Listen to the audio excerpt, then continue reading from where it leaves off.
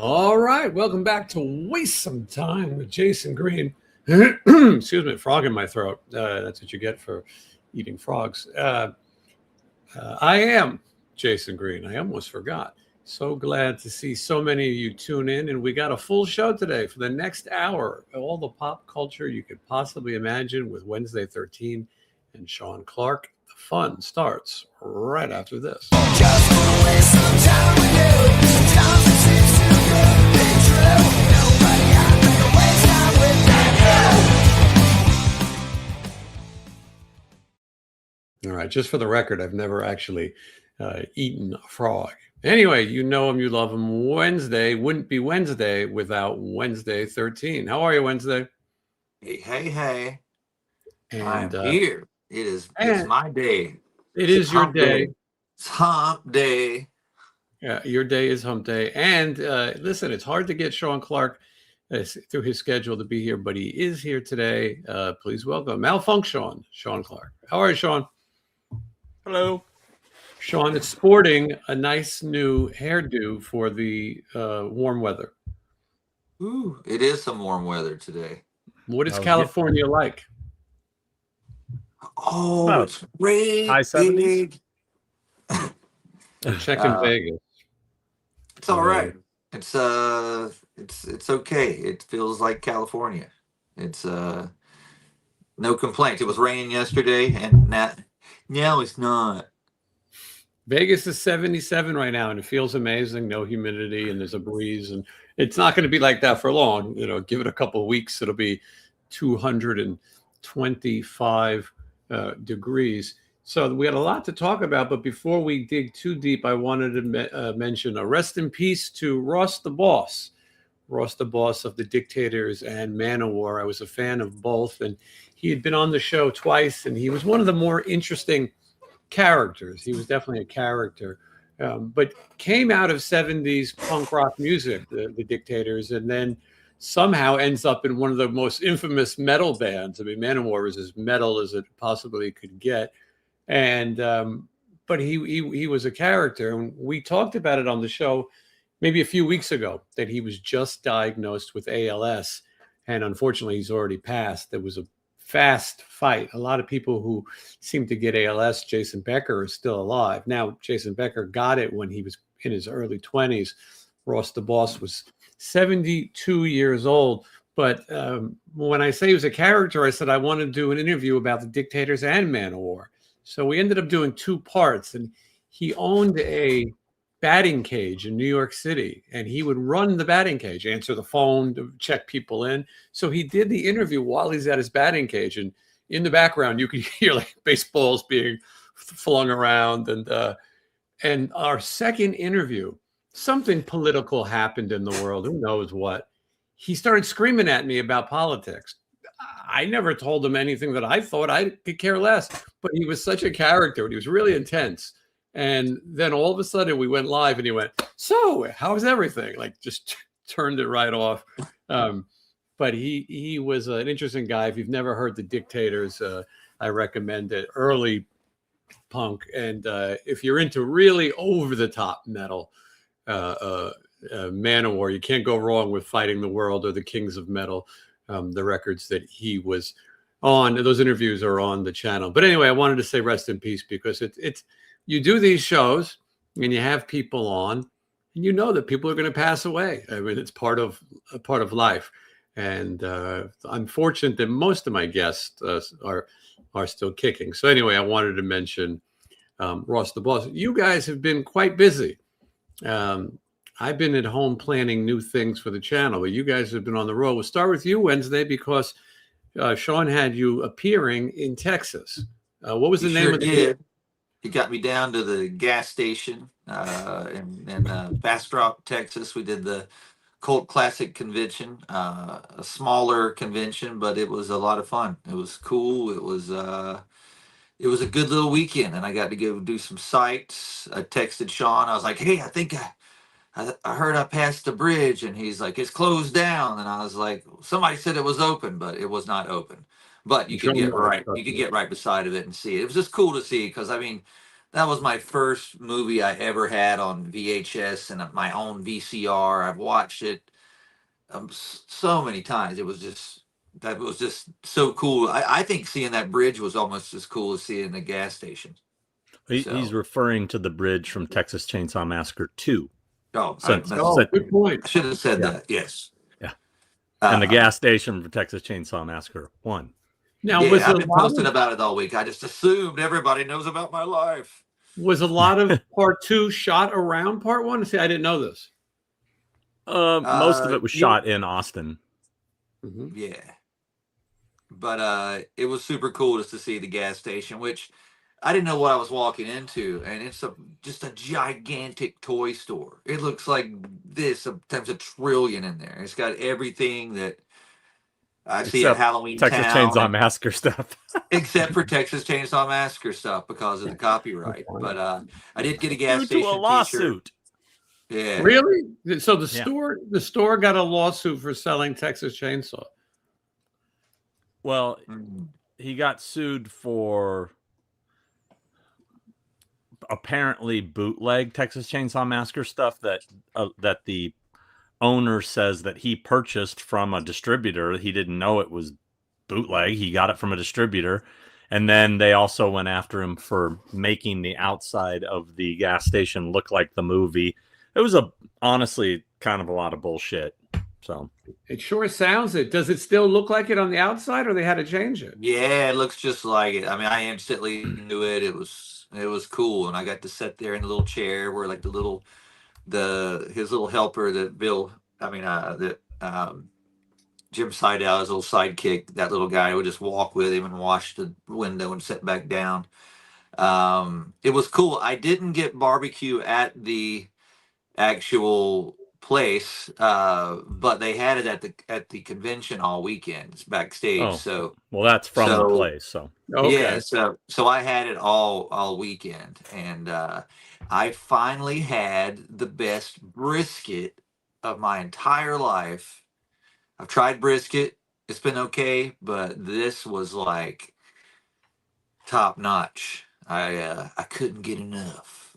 So tell me it was- about it. It's a small town. I mean, where the convention is. Yeah, it was an actually cool town. I've been through Texas a lot. I mean, my band was at one point was all Texas except for me almost. So I spent a lot of time in San Antonio and Dallas and Houston, but I'd never been to Bastrop. We played Austin, which is not far from there, but it was cool. It's typical Texas look outside, but it was just cool and just good people. Everybody that came by was nice, and I had a lot of fans come from all over the place. And I sat beside of Spencer from Ice Nine Kills all weekend, and across from John Moyer of Disturbed. So got to meet him for the first time. I'd met Spencer a couple times, but we got to talk a little more. Met Bobby Brown. New edition. Not from New My Edition, from prerogative. Cherry Pie, and that was sort of my corner. Yeah. And then on the way out, I stopped by that Paul Bearer press place and got stocked up on my entire outfit here. Did And they have a store, or were they just a booth there? they just had a booth. Have you had any other stuff at all? Are you familiar with them? Oh yeah, Craig's a good friend of mine who runs it. Okay, that's the owner guy, right? So who's the Yeah, the guy? tall guy. Okay, I met a shorter guy with a ponytail. He told me his name, and I wrote it down, but I don't have it in front of me. But he was my guy that I went over, and I was just like, first thing I saw was a Maniac hat. And I was like, oh, I gotta have that. Then I gotta have this, and I gotta have that. And I was like, oh, I got a couple of shirts, so I picked them out. But the one thing I saw as I was walking out, and I was like, I did not know this existed. Do you have this, Sean? I'm gonna set it up for you. Can I help you? You look familiar. Have I seen you before? I get around. I like to talk to folk. Uh, I love it. is that They a little made him. They poltergeist made it. too? Mm-hmm. Reverend Kane. Let me in. Let me in. You're all, You're gonna, all die. gonna die. You're all gonna die. The idea of plushies in morbid characters. Michelle collects them. Let me see the ghost This one. is like the coolest thing. Like I don't know. This is the coolest thing since the split dog from Return of the Living Dead, I think. This was sold on the last ghost tour. Oh, I mean, it's like look how ridiculous. Looks like he's gonna. you know he's he gonna be looks like tossing a pizza pie. Yes. He looks like Bentley from the Jeffersons. It does look Mr. Bentley. But what a weird, Hello, Mr. Jefferson. I'm just as God made you, sir. Made me, sir. just as God made me. Spinal Tap line. We've been trying to collect morbid, but that plushies, but that one is incredible. I mean, who would think Dude, that this is the there coolest thing. And then I went back That's about any today plushies. or last night and I rewatched Poltergeist 2. And I definitely haven't seen that movie as much as I've seen the first one. And there's this guy, every part in that movie, he is a full on creep. he looks it. Do you know the story about the famous scene where he's at the door, the "Let Me In" scene? That I watched something on it, but which part? The famous scene where he's at the door saying, "Let me in, you're all gonna die in there." So right, during filming, he was diagnosed with cancer, and he was stomach cancer or something. Yeah, and he was dying, and he wanted to go back and reshoot part of that scene because he was looking really, really gaunt. And so if you watch that scene, you'll notice that he gets more gaunt because he went back and shot another. He purposely did it because he knew he would look creepy. It's kind of morbid to think about. Wow. Yeah, he definitely. I saw a couple of photos when I looked it up just to see what he looked like, and his hair was longer, like his headshot. Yeah. But man, what a cool. What was his name? Something Julian. Man, I just looked this up. Julian something Beck. Julian Beck. Yes. All these years, correct. I just knew him as the creepy old guy from Poltergeist 2. So I think he was dead before the movie even opened. Yeah, I think that was right. Oh yeah. They said he died 8 months before it came out. According to one of the things I watched today. So nobody's got an autographed Poltergeist still. That's what I was thinking.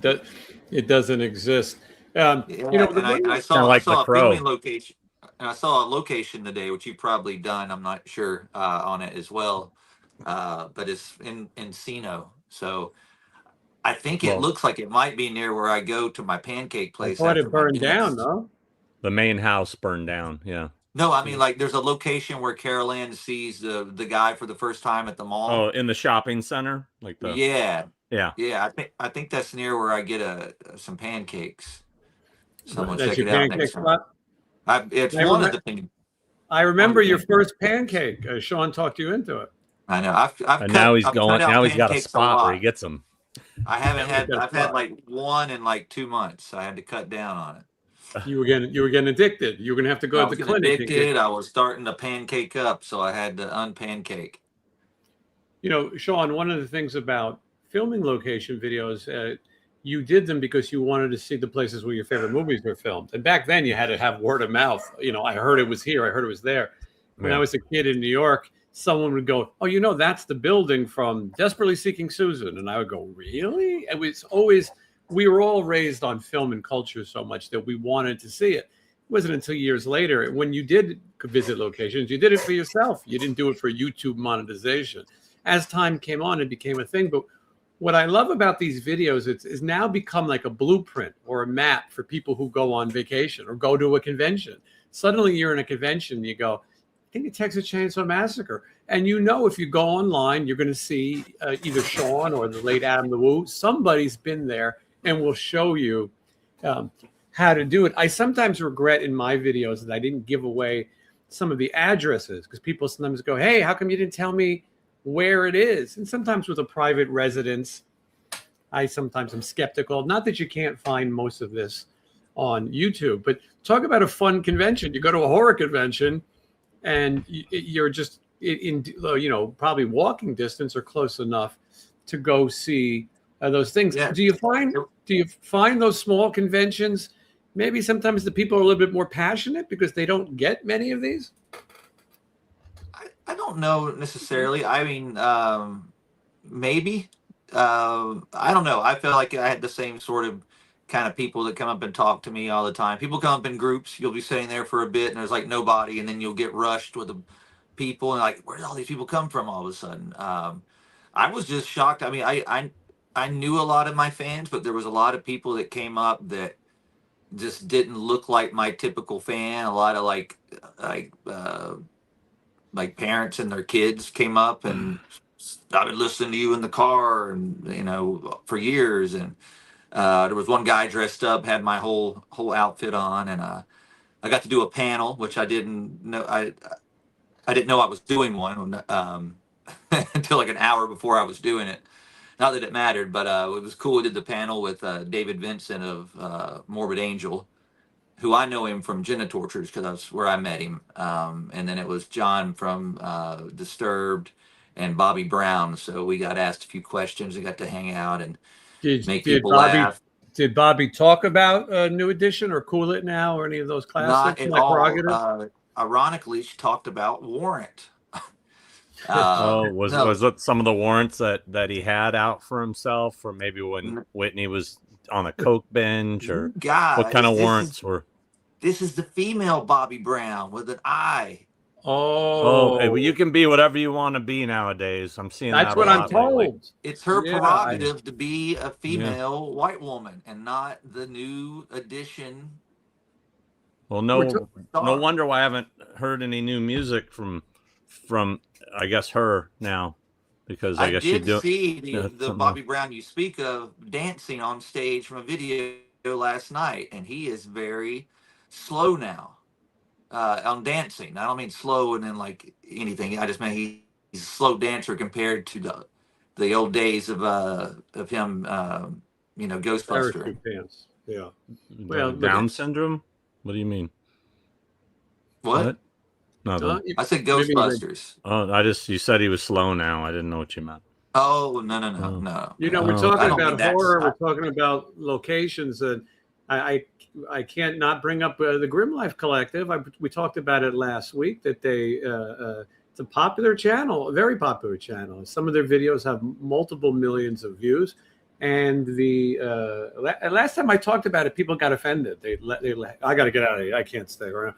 But it was a couple. His name was Michael, and her name is I forgot. And do you remember Sean? What's that? Yeah. His girlfriend's name? God, we'll call her Baby Ghoul. I can't remember. Jessica. Jessica, yeah, Michael Jessica. And they were a married couple, and for 7 years they were married, and they made videos mostly about true crime and horror, and then suddenly they made an announcement that he would prefer to be known by the pronouns she, her, and that from now on she would be Emily. And a lot of people went crazy. It was strange, but they were going to stay together as best friends. And she put a statement out saying she's never gotten so much hate in her life, and maybe she knew. They made it sound like, one day he woke up and he was wearing women's clothing. I think she knew that. I always assumed he was sort of androgynous. Tammy Down wore a dress. A lot of people did. I just figured that was trying to be a character. But anyway, they made their debut on YouTube. They did a live sit down, and I didn't look at the numbers, but I'm not going to lie, I checked it out. I don't really watch their channel that much. If there's a topic I'm interested, maybe I give it a look. But she was dressed in a dress and maybe some women's shoes and had some lipstick on. The question I wanted to know was, would she adopt a female voice? And the answer is no, she did not. Not yet. Not yet. That's a very good point. You don't know what's happening. And obviously people speculate. We don't know what they're going to do. And I suppose, but they did lose 4,000 or 5,000 subscribers. They have a lot. I'm sure they can handle it. But, and they may lose more. Eat? But how are they going to eat? Yeah. I mean, but I suppose if this makes somebody happy, it's not for us to understand. she can do what she likes. But it is interesting to see in this YouTube world what people will accept. Just like politics or anything else, you have to remember that there's red states, there's blue states, there's southern. There's places where people aren't looking for Michael to become Emily. Some people just wanted true crime videos. Sean, I'm going to say, I give you this credit a lot. You were talking to me about YouTubers, and you were saying some of these people put themselves on camera too much. The whole video is the person. And the thing you tuned in to watch is like back there. But the person has to be in there the whole time. And I said, you know what? I started making videos where I'm not in them. Maybe I'll do an introduction or something. You know, you're building a brand. But I thought, let people see it and let people experience it, walk up to it. That's something you do in your videos. You walk up to the poltergeist house. Here it is. I'm going to show you what it's like to be there and also give you the feel. So I started taking myself out. I thought Grim Life is one of the channels that maybe there are two in it. She had her wife dancing and standing around, blocking the thing. It would be like, here's Al Capone's grave. And then she would be like on it like this. And I'm like, yeah.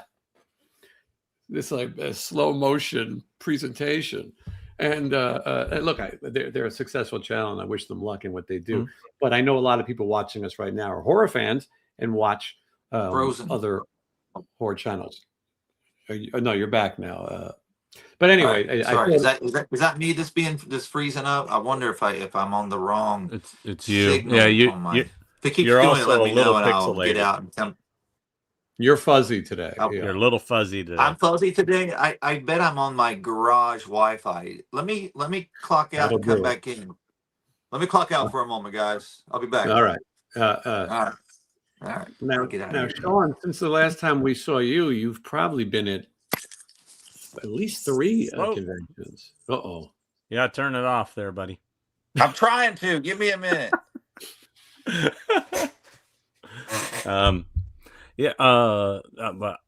I thought you were about to ask me about my thoughts on the Grim Life thing. Well, if you don't want to know, you just want to know where I went. Okay. No, I do. Listen, you know them personally, and they've been to your house. They did a video partially about your collection, and so you do know them. And I would love to hear your thoughts.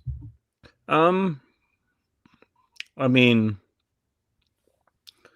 I guess I was a bit surprised by it. You know, I just always thought he was really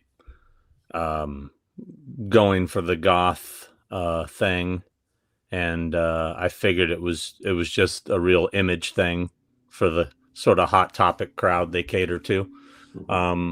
So I just assumed he was just kind of pushing the boundaries on the image thing. So I was a bit surprised when I heard the news. It's funny. I was talking to somebody about this. I can't remember who it was, but I was talking to somebody about this when I was at Horror Hound, because that was like when it got announced that it dropped at Horror Hound, and my phone started blowing up, and I'm like, what's going on? I have an issue. It's like, here's the thing. I have no problem with trans people, gay people, and do whatever the hell they want to do. Okay. In fact, I have a trans person that works for me. It's one of my assistants. And I've never known him otherwise than who he is. Right. I didn't know when he was a she. All right. So I have no problem referring to him by his name and calling him, but I have a real hard time just in my own head. You know, it's that weird thing where you want to say Michael, you want to say, hey dude, the natural things that come, and I don't mean any offense to it, but it's just like, it's a, it's just, it's a habit. Naturally, what's what you would naturally say. It's no other way to do it. You would say that. It's kind of like the they them thing. I have a real hard time referring to one person in the plural form, because my head and years of knowing how grammar and words and nouns and adjectives work, I can't wrap my head around calling one person they or them. It's not that I'm disrespecting them. It's just it's the way I've my whole life I've been. I've always referred to you, him, her. Not one person as they. So it's gonna take some getting used to. That's for sure. Be perfectly honest, I haven't spoken to Michael or Jessica in quite some time. I think the last time I even saw them in person was maybe Midsummer Scream back in August. Me and Adam saw them there and were talking to them. I thought you and Jason ran into them somewhere. Might have been a while back, but we did. It was at the Hollywood show. I saw Michael at the Hollywood show many times. Yeah, we talked. We talked to them together one day, and I think they were. We talked about, what do you do, blah blah blah, and I think they said they had been to one of my shows with someone else, maybe 69 Eyes or something. We had a small conversation, but I definitely seen them around, and I noticed their videos on YouTube and stuff, the locations. In fact, the Reverend guy video I was looking at today was one of his older videos. But yeah, I didn't really know them. So I saw Michael at the last two Hollywood shows by himself, and yeah, he had a dress on. It didn't. I don't know. He had long fingernails. I mean, whatever. People do whatever they want. I don't know him that well, so and I'm saying him because I'm referring to Michael. But so I didn't. Past tense. I'm talking past tense. Yeah. It's never, look, none of the three of us are in any looking to hurt somebody, but people can do what they want, even if we don't exactly understand. Now, when you see Emily, Sean, because at some point you will you say, hello, Emily, and act like, what do you do?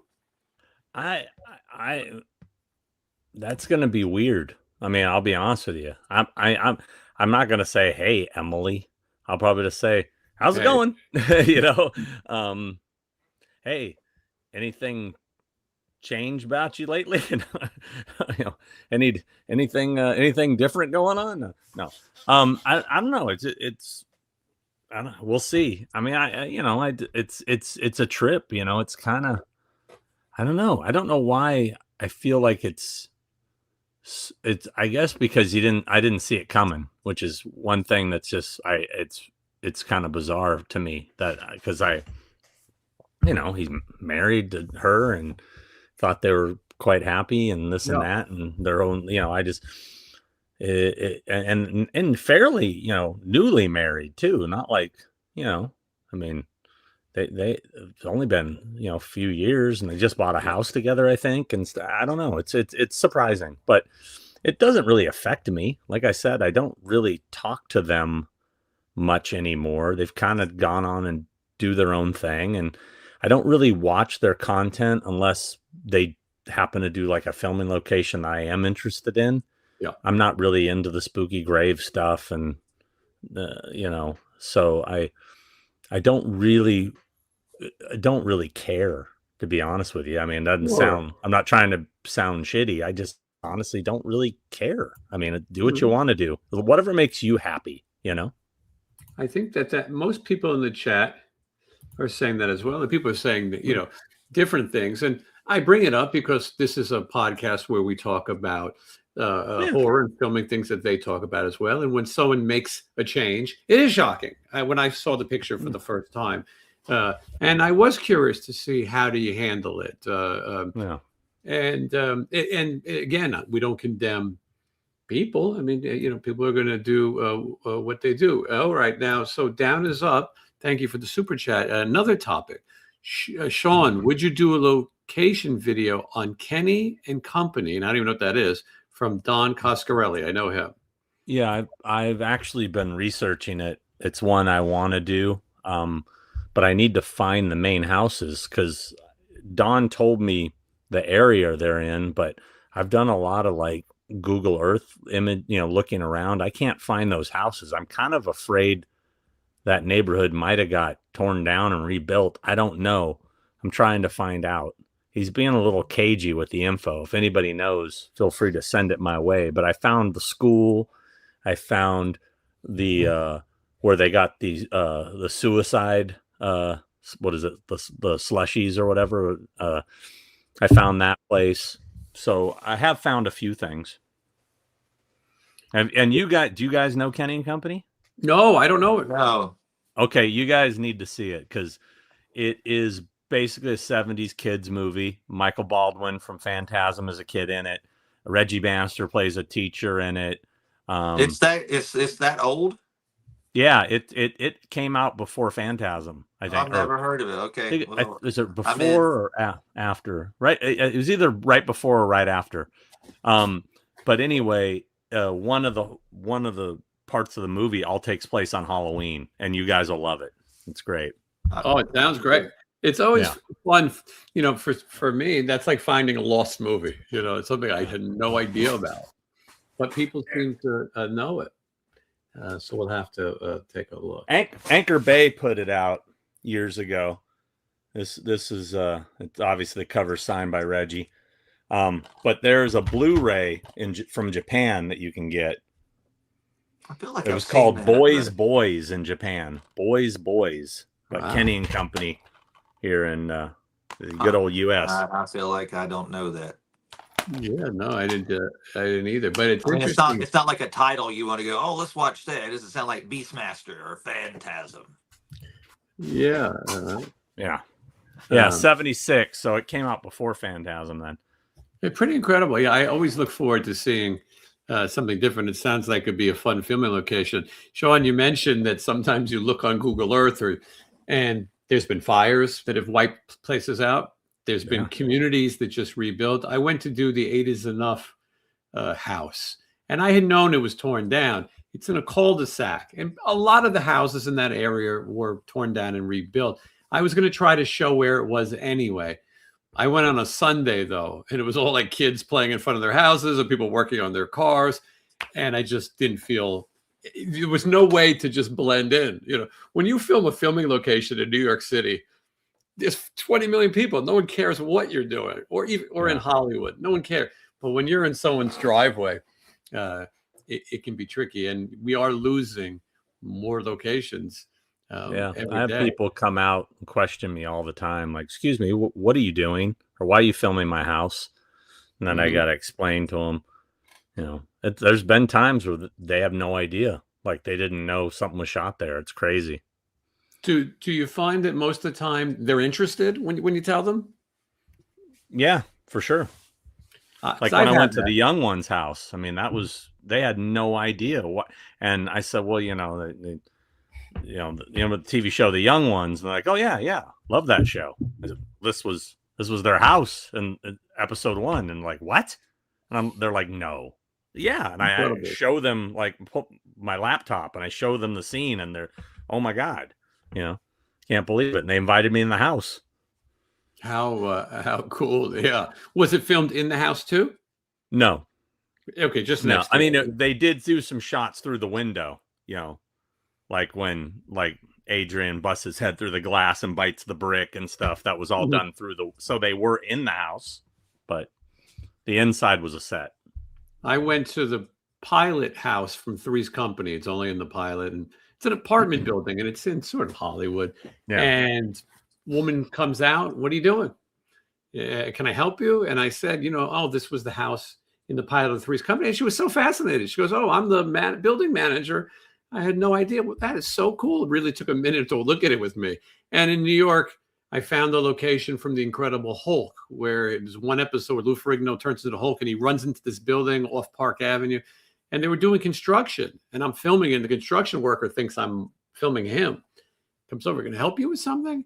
And I go, oh, no, it's not you. You see, the Incredible Hulk ran up the street here, and he went into this, but the guy loved it. The guy was like blown. He was the right age, to know Lou Ferrigno. He's like, you got to be kidding me. I might even showed him a clip. So it's nice when that happens. Have you had a bad experience, Sean? I haven't yet. Have you been yelled at? Oh, yeah. Yeah. It happens a lot. One of my favorite stories, and I haven't had a chance to tell it. I mean, I've told it maybe in an interview or something, but But I haven't done a video version. I was doing an article for Whorehound magazine, so I do Horrors Hall articles sometimes, with comparison photos. I was the first person to find the house and the neighborhood from Return of the Living Dead Part 2. And I'm outside taking pictures of the house, and the owner came out and said, can I help you? And I said, oh, I'm a fan of a movie that was shot here, and blah, blah, blah. And they said, what movie is that? And I said, Return of the Living Dead Part 2. And they said, nah, that wasn't filmed there. I go, no, it was filmed here. And he goes, it wasn't. And I said, I'm sorry, but it was. And he goes, look, I am the original owner of this house. I'm the only person that's ever lived here. That movie was not filmed here. I said, well, what you don't know is that before you moved in, when this neighborhood was being built, they shot that movie here. Because if you watch the movie, you'll see that the neighborhood is under construction. Yep. I pulled up the scene and fucking blew the guy's mind. He had no idea. He'd lived there for 30 plus years. Never knew that movie was shot there. Yeah, I always noticed that in that movie that it was in a under construction thing, because me and my friend lived near a place like that, and we used to go and pretend like we were running from zombies or something around there. It had an extra eerie vibe to it. I gotta watch. But then he invited his whole family out and said, show them this clip. And he said, look, they're in our garage. Forrest J. Ackerman was in your garage. I got to watch that tonight. For those who want to see it as well, malfunction. Well, you can't watch it because it's not a video episode. It was an article in the magazine. Oh, I'm sorry. You were saying that. Yeah, you were just writing about it. How incredible. Yeah. Wow. Maybe you got to wish I had that on video, me revealing to the guy. I've thought about going back and doing a video version because I haven't done that one. I will eventually. Mm-hmm. Yeah. How cool. I hope he still lives there and remembers me. I asked you, he seems like he was there for the long haul. I asked you about people yelling. Of course, one of my favorites, when I first started watching your videos, Halloween 3. Lunatic yelling at you and Tommy Lee Wallace. And I remember thinking, when I go, I like this Sean guy because he doesn't give an F. He's going to give it right back to the guy. And you did. That was just unreal. We literally had got out of the car and the guy started yelling at us. So, but you still got the video.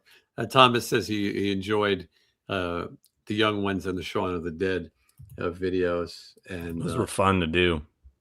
Halloween 3. There's something great about it. It's something you can, filming locations is something you can do by yourself. It's like marathon running. It's a sport. You don't need anybody else. You can just show up and see what you can see. And sometimes I'm a little jaded. Sometimes I go, this would be a good video. And then I get there and I go, okay. But there's other times I stand there and I say, think about who was standing in this spot. And then that scene, something like the Fast Times pool that you were able to get in and see. Yeah. You stand there and go, Phoebe Cates was right there when she took her top off. And all of these crazy memories. And I think it's something that most people don't think. Someone talks about Cousin Eddie's house. And they say, don't go there. I would try it. The issue is the house is I think it's in Colorado. It's famous Adam the Woo. He got chased out by the guy. I think that Adam the Woo made a mistake. He knocked on the door and then asked to film. I think if Adam the Woo would have just filmed around the house, outside and stayed off and took his picture and left, he would have been fine. Now, look, who you would probably think a small town like that, they'd be happy. Maybe Adam would even offer him a couple bucks. The guy wasn't going for it, and then the guy chases him down the block. Well, the way I always do it is I just film, and then what I would have done, because I'm guessing he knocked on the door hoping maybe the guy would be cool and let him in or something. Right. But I get all the stuff I need shot outside first. Then I would go up and ask him, and then see if they're cool and they let you in. That way, if he did turn out to be a dick like he did, you've already got what you need and you can leave. So I've always found, rather than ask permission, it's always best to just do it and claim ignorance. Like, I didn't know. I'm sorry. I just, I'm just a fan. That's always the best way to do it. Because if you give anybody a chance to say no, 9 times out of 10 they will. I agree. I like to make sure I have a picture of myself in front of the house, so I get that done. Then I start doing my video, and then then we'll see what happens. If someone comes out and yells, at least I got it. I think he started prematurely. I think Adam had done a video already at that house where he filmed the outdoors, but he turned out he found a guy who was pretty crazy. I mean, but if I did it, I'd probably jump out, get a quick photo. I mean, Vacation, one of my favorite movies. I would definitely want to see that house. It's Kansas City in the movie, but I think it's in Colorado. The thing is like you get, I mean, there's a lot of like people that are becoming sort of, I'd say, famous, more infamous for being assholes to fans. And the guy who used to own the Poltergeist was one of them before he died. He would chase people off, get off my property. He yelled at me once. The new current owner of the Elm Street house hates the fans and has put up these giant bushes in front of the house. You can't even see it now. And another one is the person who owns the Night of the Living Dead remake house, 1991 in Pittsburgh. He says he'll shoot people if they come on his property. So I heard the Breaking Bad house gets yelled at a lot too. Infamous. Well, they just sold. She just sold it. Oh, okay. So, well then, she sold it to a YouTuber actually. So I think he's gonna Airbnb it. yeah, he'll be rich. Yes. I don't think they shot anything in the house. I think it's just the front of the house and the backyard. I don't think they Still enough. I think the inside was a set. They threw the pizza. The backyard had a lot of stuff. If it's the pool and everything, because they hung out there a lot. The explosion with the plane, all that shit happened there. Sean, did you set off alarms in the video filming for Mouth of Madness? I don't remember. You do so many of these. Sean especially, he's been, people watch YouTube and they see videos and they think these are all new. Sean has been doing this for 25 years or more. Yeah, 20. Yeah, I shot that in the Mouth of Madness video probably, I don't know, 13 years ago. I don't even remember. What's funny is you get notifications whenever there's a comment left on your videos, right? So I'll get a notification. And all the time I'll get like a notification on my Nightmare on Elm Street episode. And it'll say, "Oh my God, Heather Langenkamp looks so good still." And I'll be like, You're right. Like, yeah, but to be fair, that was shot in 2010. So, just to put it in perspective, I want to thank Kevin Kearney for the super chat. Thanks, Jason, Wednesday 13, Sean and Michelle. So thank you so much for supporting. It's like PBS around here. Thank you for your donations. But it is funny when you make these videos because you literally hit and run. And for me, I don't do the extensive video. Sean isn't going to just give you one location. He's going to show you the movie. Me, I do a lot of TV. So there's usually one place you can see. Sometimes I do 3 or 4 of those in a day. When I was in New York, everything's really close and I know the city so well. It's like, all right, here's The Odd Couple. All right, here's Different Strokes. All right, here's The Incredible, just moving around. And then people ask questions about the video 3 years later, and I have to stop and kind of think, what happened? It's all a big whirlwind. I do enjoy going to weird ones like Give Me a Break. That's the kind of house that nobody else is going to. Some locations you go and you're going to run into other people. You can't go to the Sex and the City houses or Friends. We went to Friends. I mean, I was there to film Hero at Large with John Ritter. Nobody was there, but the Friends house is across the street. It is like a tourist. There's tour groups. There's people. There's everybody is outside looking at this apartment building. Those people are probably looking across the street at you filming Hero at Large going, "Look at that idiot filming the wrong building." I think so. It's over here. So Jason, here's a question. Was it sex? Was the show called Sex in the City? I had a feeling you might say that. I think it's in the city, right? Yeah. And the city. Oh, is it Sex and the City? It is now because of the Mandela effect. It's the Mandela I effect. started watching that video last night. It's blowing my mind on this. I'm like 20 minutes into it, and I'm just like, what? They're saying Forrest Gump is wrong. What he says, life is like a box of chocolates, is saying that's not what he said. Life is a box of chocolates. Well, Is Darth what Vader they, never says, "Luke, I'm your father." These are all those he Mandela. says, no, I am your father. And I'm Right. like, bullshit. Bullshit, Walter. Mm-hmm. Yeah, there's something going on, and But I there think were I know what definitely happened. people But looking at me going, "Look at this idiot taking a picture at the wrong house," or wonder what this is about. As people came out of the house, I wanted to say to them, at the an apartment building, you see people coming in and out constantly. I want to go, any of you guys ever see a movie called Hero at Large? I'm assuming the answer is no across the board. Um, but it's fun to do those kind of videos. They don't get a lot of views, but I mean, I think, Sean, you can say it as well. You don't go make these videos because you think it's going to be a hit. Yeah. It's nice, Do it but for you fun. really, yeah, you did it because it was fun. Yeah, And I mean, I just did one that I know probably hardly anybody's going to watch. It's going to be on the Blu-ray. It's going to be on, or the 4K release coming out. But I just did. I don't think this has been officially announced, so I'll just spoil it. But I just did Intruder. Mhm. You know, the '80s slasher film Intruder. Scott Spiegel has Bruce Campbell's in there. Sam Raimi's in it. Ted Raimi's in it. Anyway, it takes place in a grocery store, and there's one location, the grocery store. So it's going to be the shortest video I've ever done. In fact, I think I made a comment in my video saying that my theme song might be longer than the entire video. That was an exaggeration, but it's yeah, that was one, you do it because you love it, not because you think it's going to blow up. And most people don't even know what Intruder is, so yeah, it's almost selfish. We want to see it. It's about it. Thank you for the Evil Dead comment. Thank you. Yes, a great video.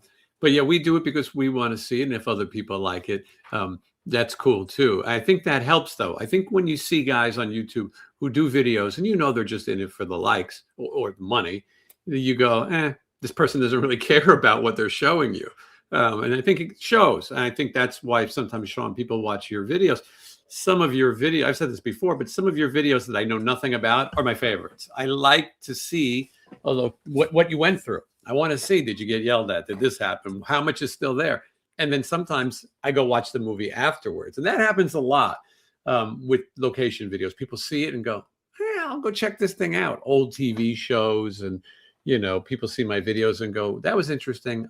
I'll dig deeper into it. So for people who talk about copyright, we're actually doing a service to a lot of these possibly lost films. Down is up, 76. I just noticed in Dawn of the Dead, in the very beginning, Fran called Stephen David by his real name. When they were in the news studio, I've seen that film 100 times, and I never knew she did that. Did you know that, you guys?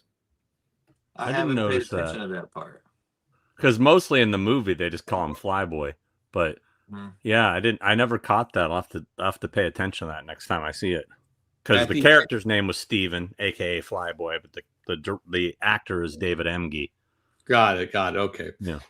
At the end of Star Wars, when Luke comes back after blowing up the Death Star, it appears that he calls her Carrie. Yeah.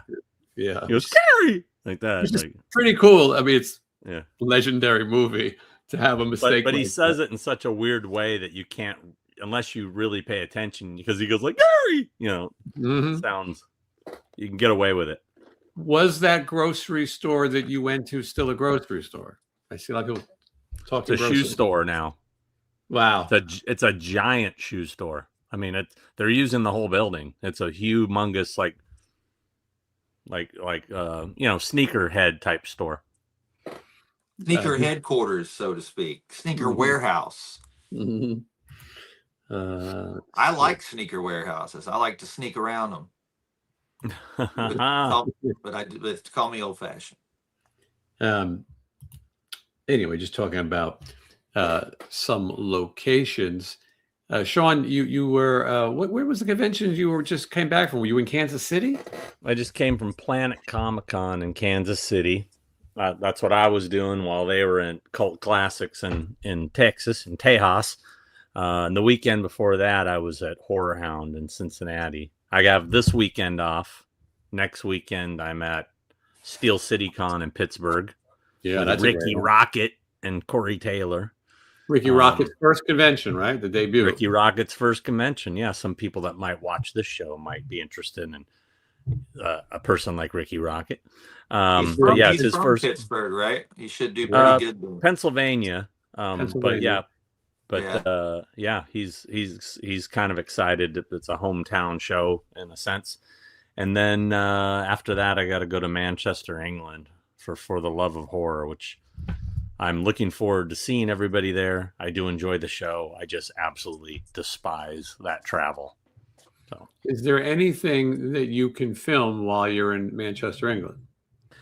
no, I mean there is, but I'm not going to. I'm going to be destroyed, and I made it to be there as short a period of time as possible. Literally landing Friday night, convention starts Saturday Who was morning. on that convention in Manchester? Is it a big convention? Yeah, it's big. I got like Matthew Lillard, Skeet Ulrich. You know, I've got like 13 guests there. So we got a lot of intruder fans. That's crazy that they're doing all the UK stuff now. Like that's I've never did a outside of the US. I would kill it over there because that's my place. You're probably more popular overseas, and it's I crazy. do like 2 nights in Manchester when I play there. It's sold out all the time. It's crazy. Pittsburgh is the 10th to the 12th of April. So next weekend. That's the convention where you could go see the Dawn of the Dead wall. It's still there, right? Still there. It's being torn down next year. So I'll definitely be getting my fill every time I go. I mean, hopefully I'm pretty sure I'm coming back in December for Steel City. So Sean, did you have to buy your flight for Manchester, or did they buy it for you already? They buy it for me. Okay, I didn't know if they gave you any problems because of the because I just had to book my UK flights, and with all this bullshit going on, they went. Well, I booked it. I booked it. They're reimbursing me, but yeah, was it different than what you normally book for something like that? Was it higher? All the prices are going up right now. Yeah, well, mine was very stupid. Yeah, I love it. I'm glad I get to go back later in the year and buy more tickets. It's a tough year for tickets. Sean, I wanted to ask you about sticker, the crazy world of stickers, because someone brought it up, thanking you for the sticker, and you and I were talking when it started. You decided to do a cool thing and give back to fans of Adam the Woo who watch your channel as well, and your own stuff as well. But I think the idea was, if I monetize, I'm going to put the money towards these stickers and give it to fans, right? I just I didn't want to be accused of making money off of Adam's death, and so I was warned by a buddy of mine, like, hey, if you don't monetize that video, YouTube is still going to put ads on it and they're going to make the money. So and people will think it was you. They'll see the ads and think you're doing it. And they'll still think it's me. So I just made a statement that, hey, I'm going to make stickers and give them away like I've always done, but I'm going to include Adams. And if you want to send me, self-addressed stamped envelope, I'll mail you free stickers. Mm-hmm. And, I thought to myself, there's probably just a small portion of people that watch me that were fans of Adam. I didn't think that people would take my information and post it on his fan Facebook pages and everybody would share it and I would get 300 letters a day, which is what happened. It was pretty overwhelming, but I got through all of them. I was a trooper, dude. Every day I would stay up to late at night just doing it to get it done, because I knew if I let it pile up, I would probably hang myself. So I remember talking to you while it was happening and how overwhelmed it was becoming. I've got to get through all these stickers, and it was thousands. I mean, it was a lot of stickers and a lot of mail. But I ran out. I mean, I had to order another batch. I mean, so I've ordered because I order 1,000 at a time, and usually the company I deal with will throw in an extra 100 or 200. So I think it's something like 2,500 stickers made so far. But when these run out, that's it's they're gone. When they gone, they gone. I mean, but Yeah. I'll always give my stickers away for free. So, And people who meet you at appearances and things. and I bring them with me to the convention. So if you see me at a convention, come up to me and go, "Hey, do you have any stickers?" I usually have them in my pockets, and I just right there. Sean's told the Jimmy Page story before on here. I think we talked about it a couple of times about him being a jerk. Let's see. Loved your story at Adam's celebration of life. I have not watched it yet. I need to. The whole Adam the Woo passing. I've talked about it a lot on here. A person that I didn't know, other than saying hello or seeing him around. But when you watch somebody do videos 365 days a year, you feel like you know them. And not that I watched every day, but enough. And all those years, and there's a thing called YouTube fatigue, and people sometimes make themselves sick trying to make videos. There's a guy named Paging Mr. Morrow, Nate Morrow. He's probably the best Disney vlogger. He's a character, but he was saying that he made himself sick because he's always thinking, I got to make another video, and what can I do? And you do get caught up in how much is it going to make, and how much is the clicks? And I sometimes think that might have been some stress on Adam as well, because his schedule was insane. Editing until 2 a.m. and then getting up early and releasing a video. But what I think about, and I've said I'm the same age as him. I went to the doctor, found out I have heart issues and other issues, and I'm glad I found out. I've lost 30 pounds. I feel like it's inspiring to people. It's sad that we lost him, but you think at 51 years old, that guy did more than most people who will live to be 100. He saw the locations he wanted to see. He met the people, and it was all under his terms. He didn't care what people thought. And believe me, he had haters. Everybody does. He didn't care. He just, he walked the earth like Cain. And I there's something about that. If I died today, could I say I've done what I, lived? And I think I've enjoyed it, but it does make you inspired to go see more, to go do more, and that it's okay to be a fan. We all have this fan thing in us. We wouldn't be on here if we weren't fans of something. And so anyway, I think his story is inspiring. There are tons of people making videos every day that definitely look like they're looking for clicks. Well, and that happens. That's, myself and his close friends have been talking about this a lot. Just, all these people making Adam videos now. And, and I get it at first, when the whole thing happened and people want to talk about it and all this stuff. But now I feel like it's getting to the point of, okay, fucking move on. All right. I mean, you're just trying to monetize this thing and let it fucking go, especially when, if you want to bring him up in a video, fine. Right. But when you put his name in the title and everything, it's quite clear what you're trying to do. And it's annoying. And there's so many fucking people that are pretending they were his best friend and all this crap. And this weekend I was hanging out with Justin Scard quite a bit at Planet Comic-Con because he happened to be there, and we were talking about it a lot. And I'm glad to see he's finally doing better, because he was a mess, dude. Justin was a mess, because he really was Adam's best friend. I mean, those two were best friends, and it affected me. I saw some video today somebody posted, like a tribute video, and I usually just kind of skim them real quick, and because it's the same old shit. Usually somebody, but somebody put together a little compilation video of his favorite moments of Adam, and I was watching it, man, and really choked me up. But anyway, it's I like to bring him up in this forum, and I don't put his name in the title. I don't advertise it. But because you knew him, I watched him. I think Wednesday you've only seen a little bit, but he is the embodiment of a fan and of what. I heard his name. I didn't realize my friend Rand did the First Blood location. He was sending me all the pictures, and I didn't realize that's who he was with. Yeah, so I knew his face before I knew his name.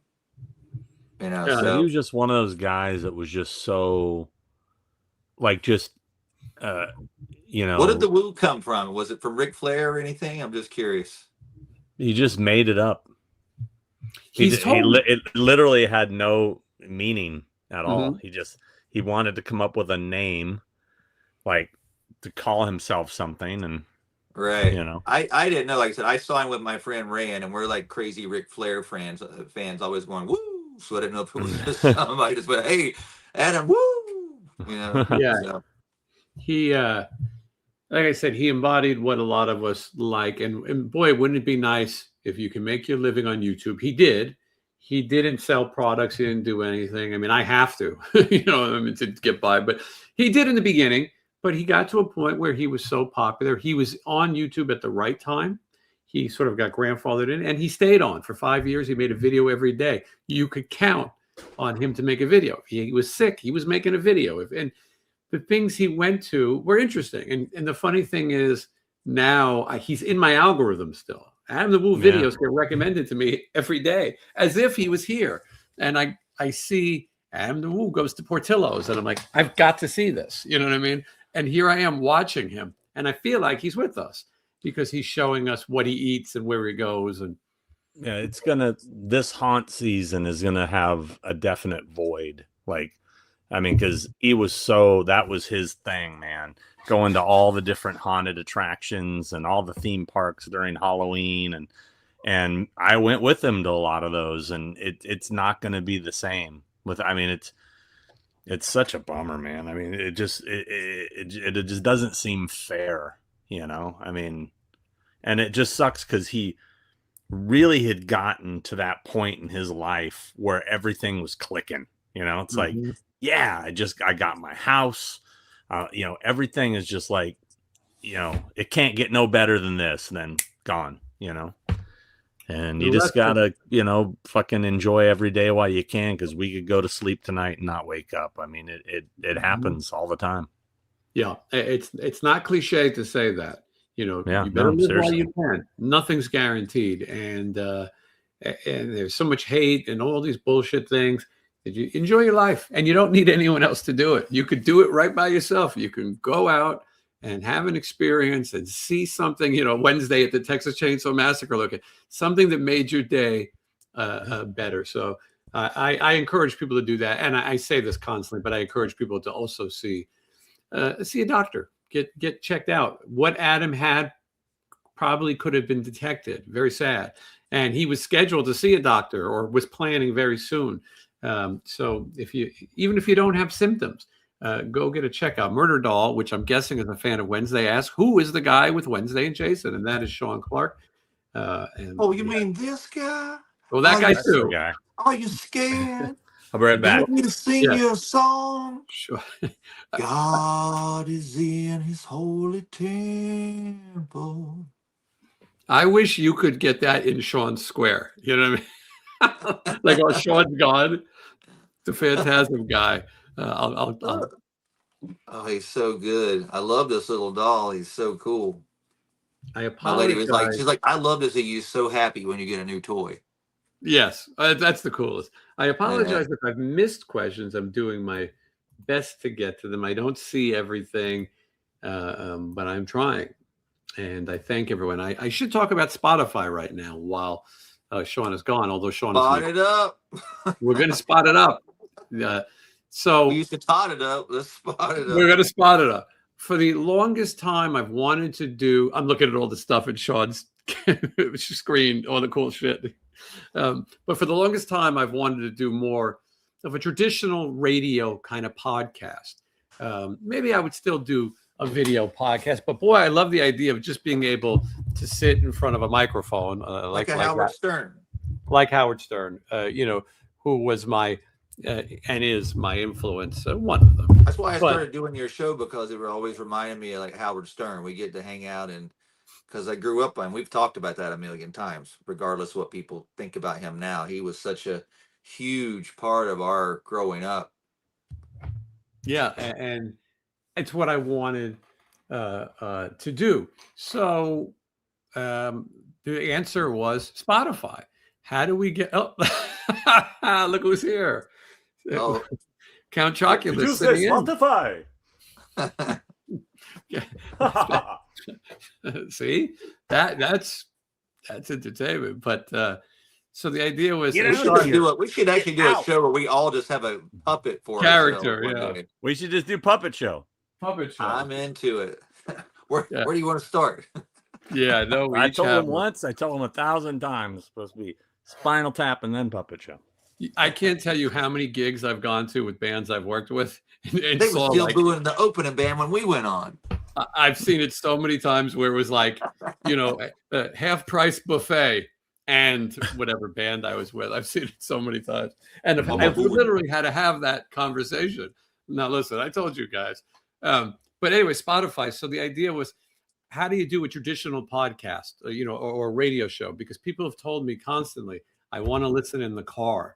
I want to listen at work. I hear so many people say, I keep one ear in when I'm at work, and listening to you guys helps to pass time. And we've been starting to do more topical shows as well, which I like. I like the idea that you can go to Spotify and hear us talk about the best horror movies of 1980, some just different things, because I think it reaches different people. And as much as I love the questions and comments, and we'll continue that on YouTube, Spotify can come out. We can also record it anytime we want.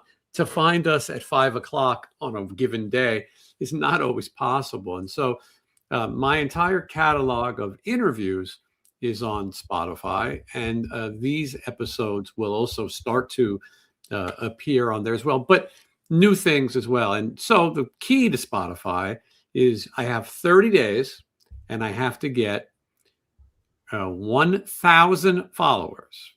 And I need those 1,000 followers to listen for 2,000 hours. It sounds like a lot, but Sean, as you know from YouTube, when you get your numbers back, this episode will be 1,000 hours of people watching as it goes on. So the link is there. The link is also in the description. And so just give it a follow. And you can, by the way, on Spotify, there's no algorithm. YouTube is algorithm based. Spotify is search engine based, which I sort of like. I like the idea. If I'd like to hear an interview with Andy McCoy. That was one that people ask me about all the time. I'd like to hear your Hanoi Rocks interviews, but I don't want to go on YouTube. And some people don't like the format. So far, I've really enjoyed Spotify. So anyway, I do That both. one you got to When I- see. Yeah. You got to see that Andy McCoy one. the Andy McCoy one is one of the craziest. So yesterday I watched it again for the Man. first time. I'm telling And- you, I could tell you guys stories on that guy. So crazy. I'm gonna save it for my book. He looks like a Three Musketeer, a character. Like He looks like he's Yeah. a gypsy at Mhm. all times. At all times, he is never out of that outfit, that character. At all times.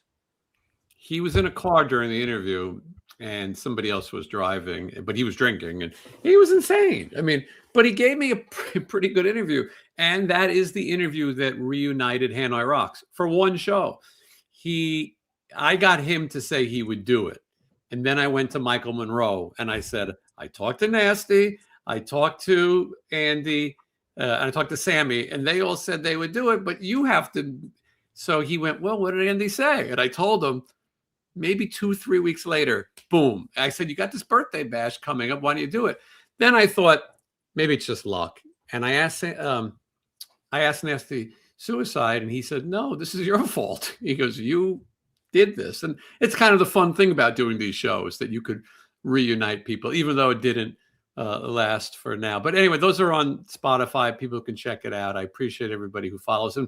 I think that we can do some things. For the longest time, I wanted to start talking about different years. The three of us talk about what we remember from 80, 81, 82, and looking at the toys and things that sort of, I loved when VH1 did that, the toys, the year that I love the 80s or whatever. Yeah, And I the still Toys watch that all made those. us. Toys That Made Yeah. Us is the Netflix one, which is amazing. And so I thought, we have our lives have been based by these. Speaking fun of the things. toys that made us, did you guys see the latest He-Man trailer that came out this week? I have not. Is it Sean, good? have you seen Saw any the trailer for first it at one. all? I saw the What? first one. The new one's out. What do you And think? any better? Yeah. He gets the sword. He says, I have the power. Him and Skeletor do some Darth Vader type stuff. They show Trapjaw. I'm pretty excited about it. I know it's going to let me down. They're going to do something that's going to rub me the wrong way. But as far as the way they're capturing this universe behind me, I'm into it. Like I say, bring on GI Joe the same way next. They need to explore it in that cartoon way we saw it because it just looks. I don't care about Jared Leto being Skeletor. He looks cool. People are giving Is him Jared shit Leto because Skeletor? yeah, they're giving him shit online today Could be wrong. because of his accent. He's using like an English accent, but you don't see his face. But they've got every character like that I've seen in the trailer. It looks awesome, and it has a Sean, little bit of comedy to it too. It looks like is this something you add to your collection, Sean? I only did because Ben from Fright Rags gave me one at Horror Hound. He said, "Here." He goes, "Have you seen this?" And I was like, "That's rad." And he goes, "Here, take one." I'm like, "Okay." It's So pretty cool. I'm not gonna say no. No way.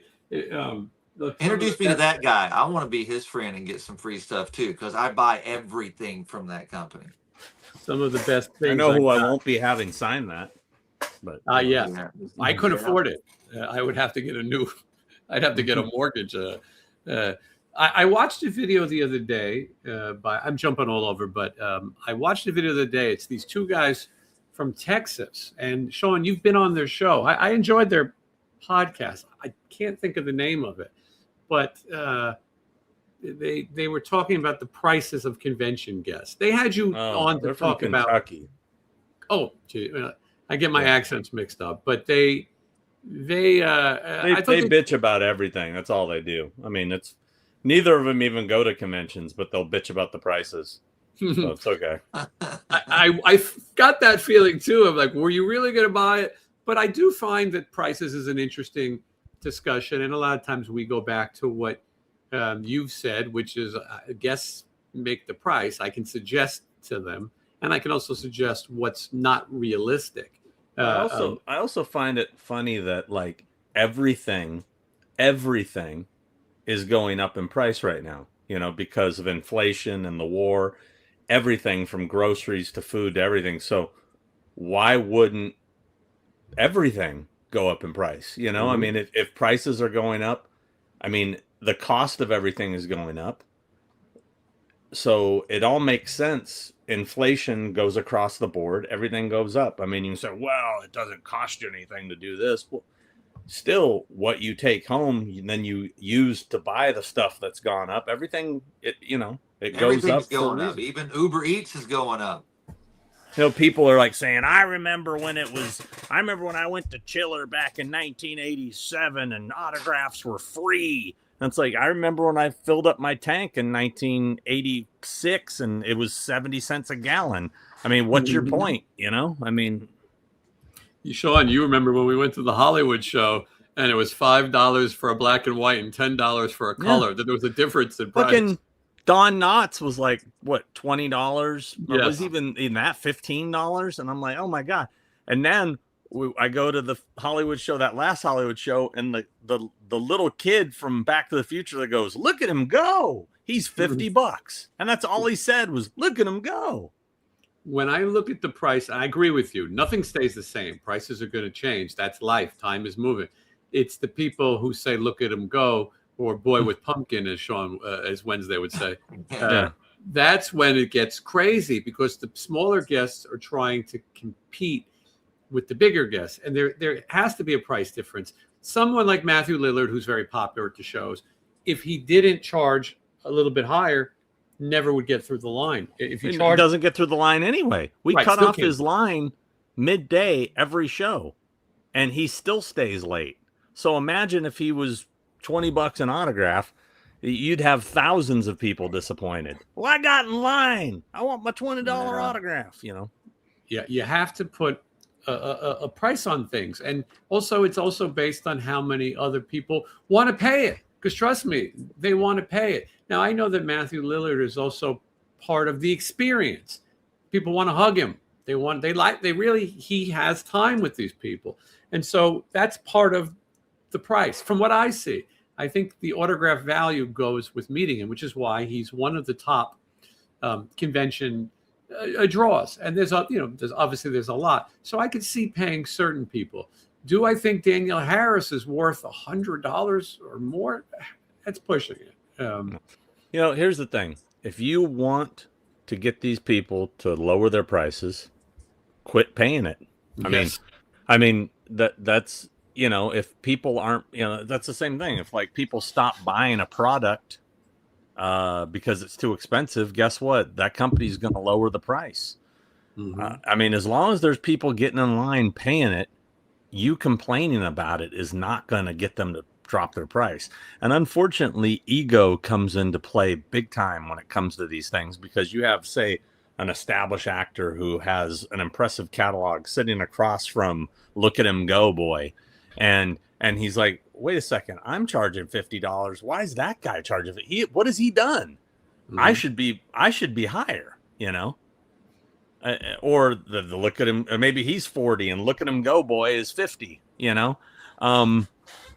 so they come to me and they say, well, got to raise the price. I can't be lower than that guy. Right. That's embarrassing. That's the people who are ruining the price market.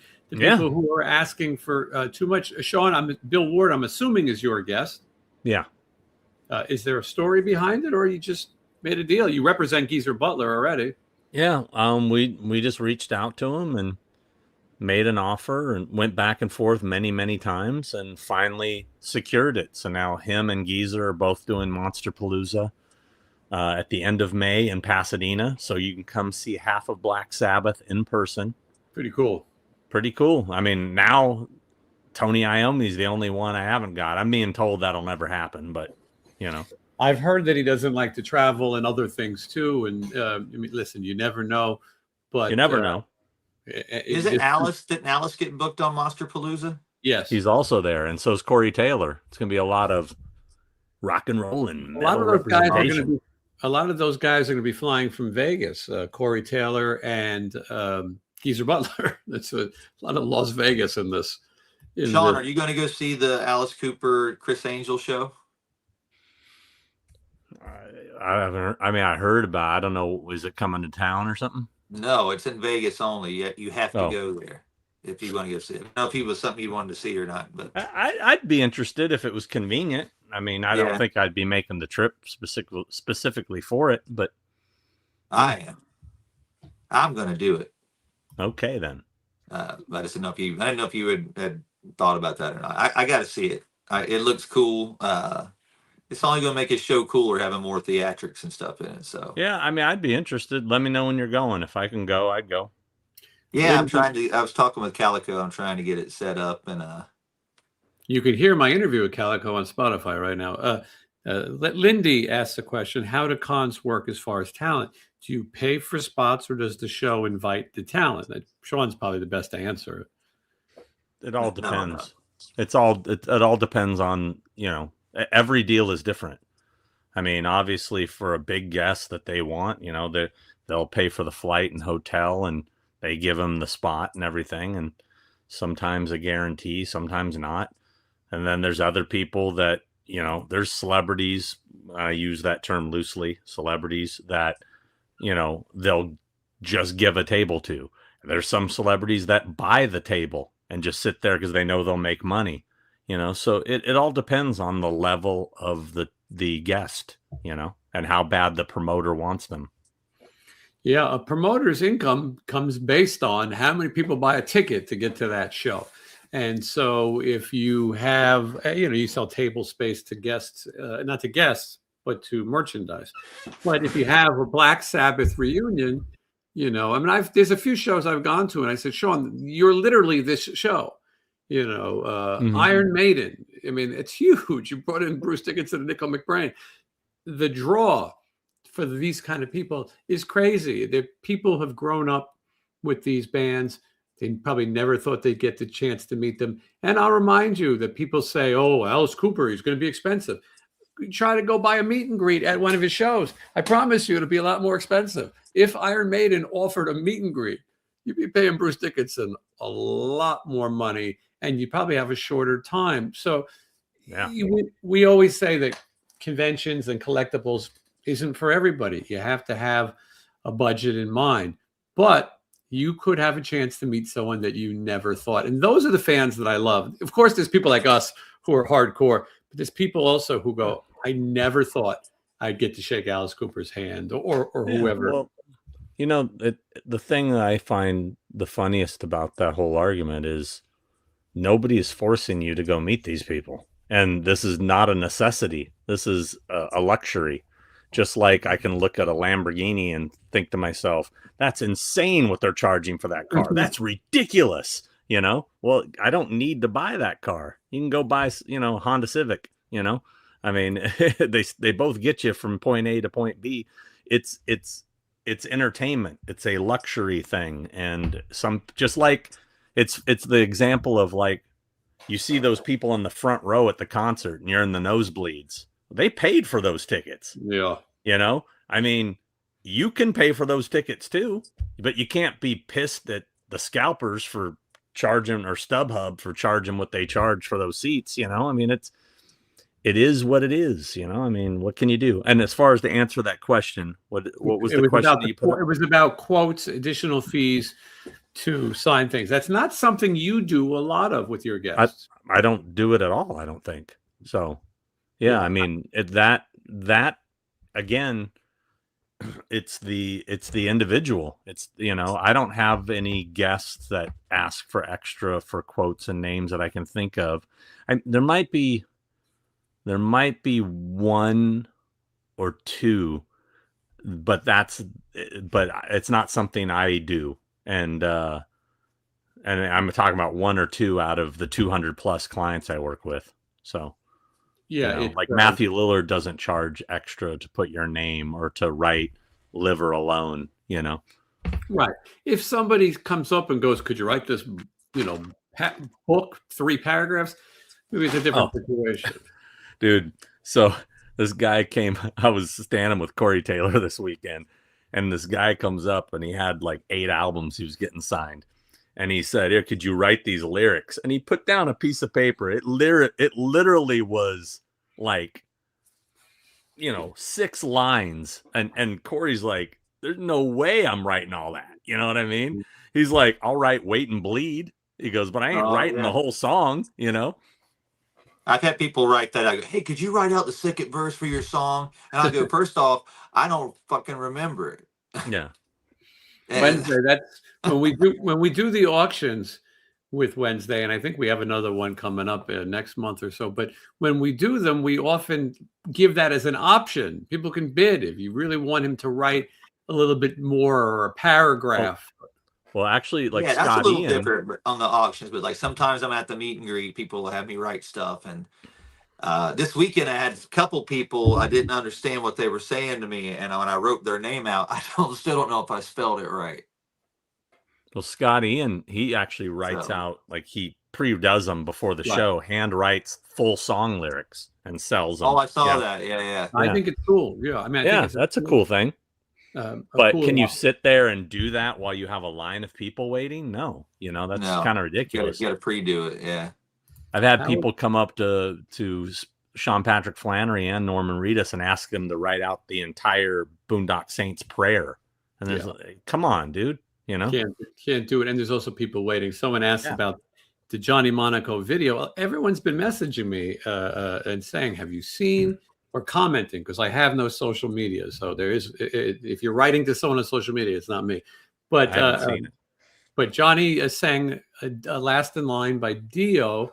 And listen, it's incredible. Most things Johnny does musically are incredible. I mean, he's singing or playing? He's singing. Oh. And there's a video singing the playing. Is he like singing the guitar part? But he is, and then there's a video of him singing Queen of the Reich when he was younger. But Johnny's a talented guy. We talk often still, and one day Johnny will be back here. But anyway, yes. But the video is a couple of years old. Johnny just released it. But I'm glad that people are doing it. Why did I delete social media? Because I decided that too much of my life was spent doing this. Before bed, I was doing this. And I didn't really care what other people were doing with their lives. And I was wasting so much of my time that I made the decision I didn't like the idea that people can contact you at any time at 2 a.m. So Did you Yeah. hear this? Did you see this?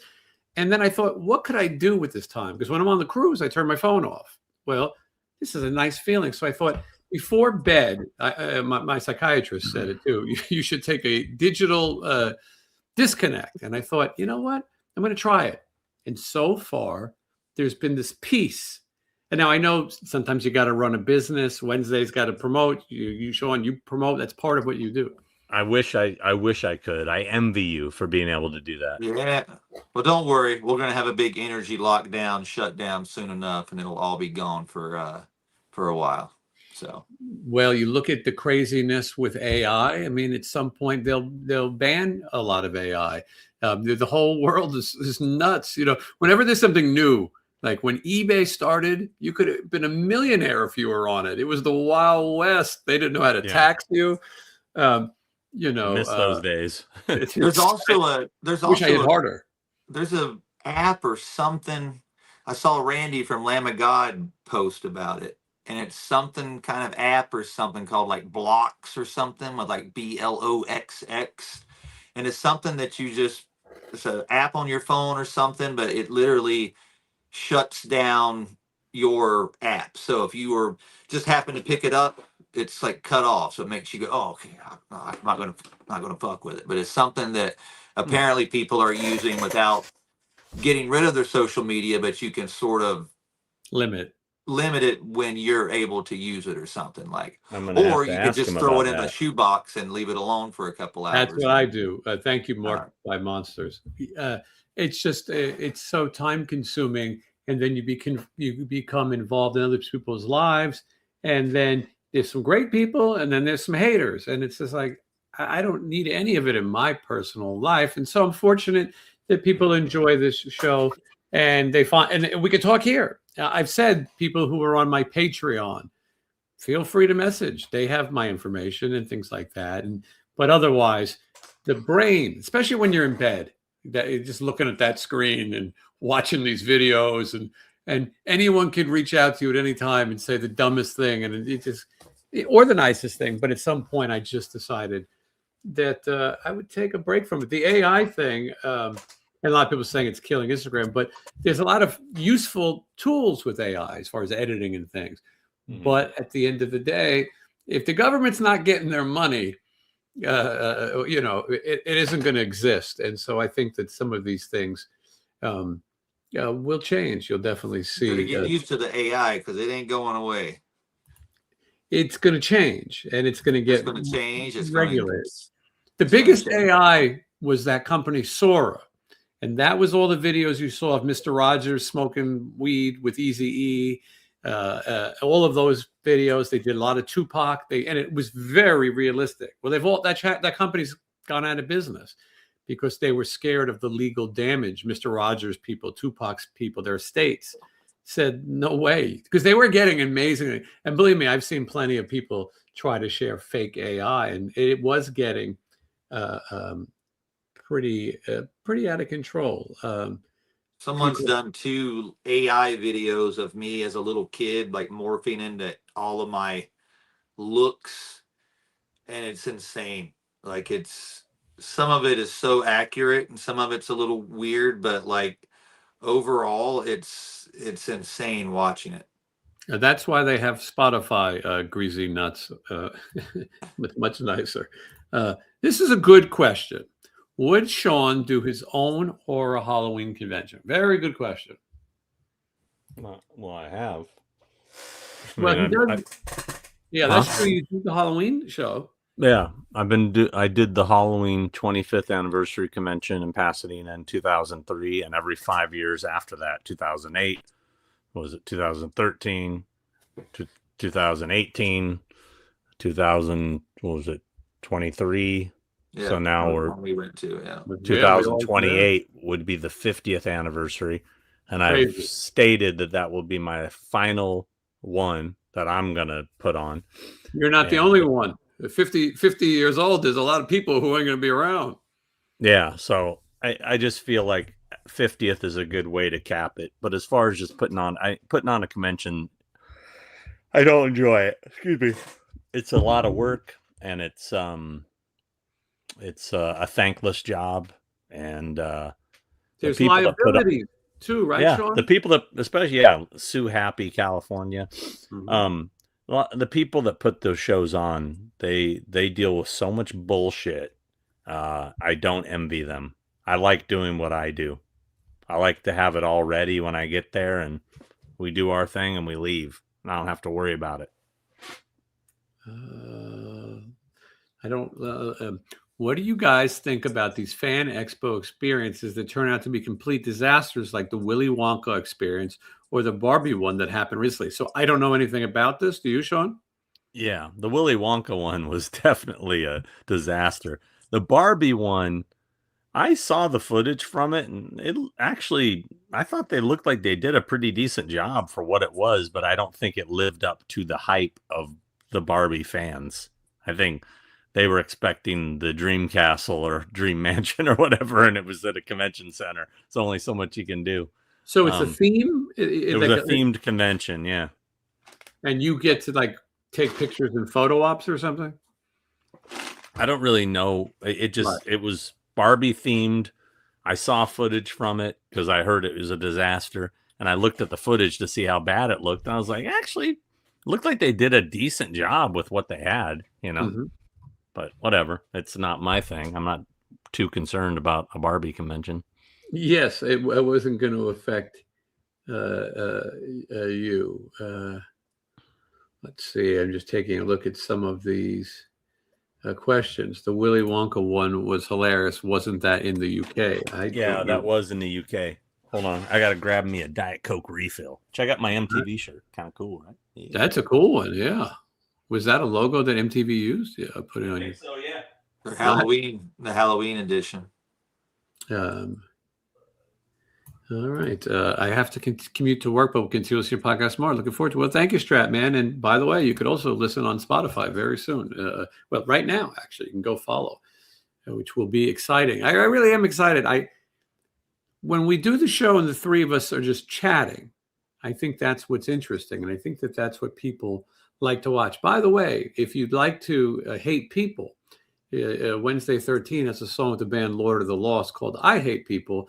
Go to his website. It's linked in the description. Official Wednesday 13. Use the code I Hate People, and you can save 13%.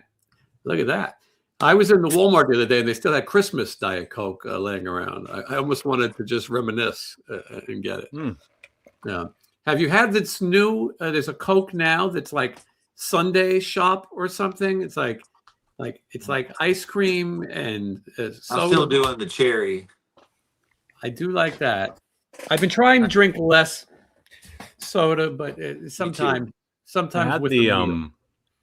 what was it, like the Andub root beer Sunday one? That's kind of what the Coke one was. Pretty good. I was surprised. It was actually pretty good. It's basically like vanilla and little chocolate vibe in there. Yeah, that's kind of what I've gathered as well. Sometimes I click on things, I don't even read them by mistake, but that's a channel member. I've seen I've still got an original $1 Billion Babies Alice Cooper with the original fold out money bill and clip sitting on my shelf. Very cool. Oh, hell yeah. I regret not having Drew Struzan sign the School's Out cover. You blew it. Yeah, you blew it. I definitely did. Alice has got a new book coming out too. I need to get it signed. That's right. Alice definitely has a new book. You can pre-order it right now, signed copies, and it's very cool. I paid Alice to do some sketches. Michelle and I both have some Alice sketches. It's pretty cool. That's one of the cooler guys you're going to meet. You're not going to get an ego out of Alice Cooper. I've seen him a million times. Yeah, it's just. That's somebody who cares about. You have the experience with him, even if it's been a long day. You're still going to get what you want. I want him to sign the comic book, the Marvel #1 Alice Cooper comic. I've got it signed, but it's sun bleached and it's sort of faded out because when I moved or whatever the fuck happened to it. But I have it, but it's might have to update. Yeah, might have to update. But that's the item I'm looking for. I got to find one somewhere. I have a look into my nightmare poster somewhere in this mess of stuff look at that. On the wall. Now, Tell me all the people in this photo. Hold on, let's signal on Sean. Oh, okay. All right, there we go. So that's Iron Maiden meets Lord of the Rings. Right. Yeah. Oh wow. Yeah. Oh, great. Like, that from Bruce the- was really excited to meet the Lord of the Rings guys. How funny. Although he doesn't look that excited in this photo. Look at his He face. never looks Yeah. excited, but No. Nico, Snappy yeah. dresser always though. Yep. I got to go back there and have some of Nico's ribs at his restaurant. Rockin' Yeah, Rib. he wants me to come try it. I'm gotta down try for it. that. You got to try it, Sean. It's Coral Springs, nice area in Florida, and the ribs really are good. I'm not a big rib eater either, but they're very good. I am. I like me some. Actually, I had ribs with Nico and Bruce this past weekend. What did he approve of the ribs you had? They liked them. Yeah. That's good because he's a rib connoisseur. We've answered this question a lot. How do you feel about Art the Clown being so mainstream? Walmart mixed feeling. Yeah. Whatever. I mean, I'm not really a fan, so I don't care either way. I feel the same. I think maybe it's good for horror merchandising. Maybe Yeah. it'll be good to get it out. You know, I'm cool with. I mean, anything that like.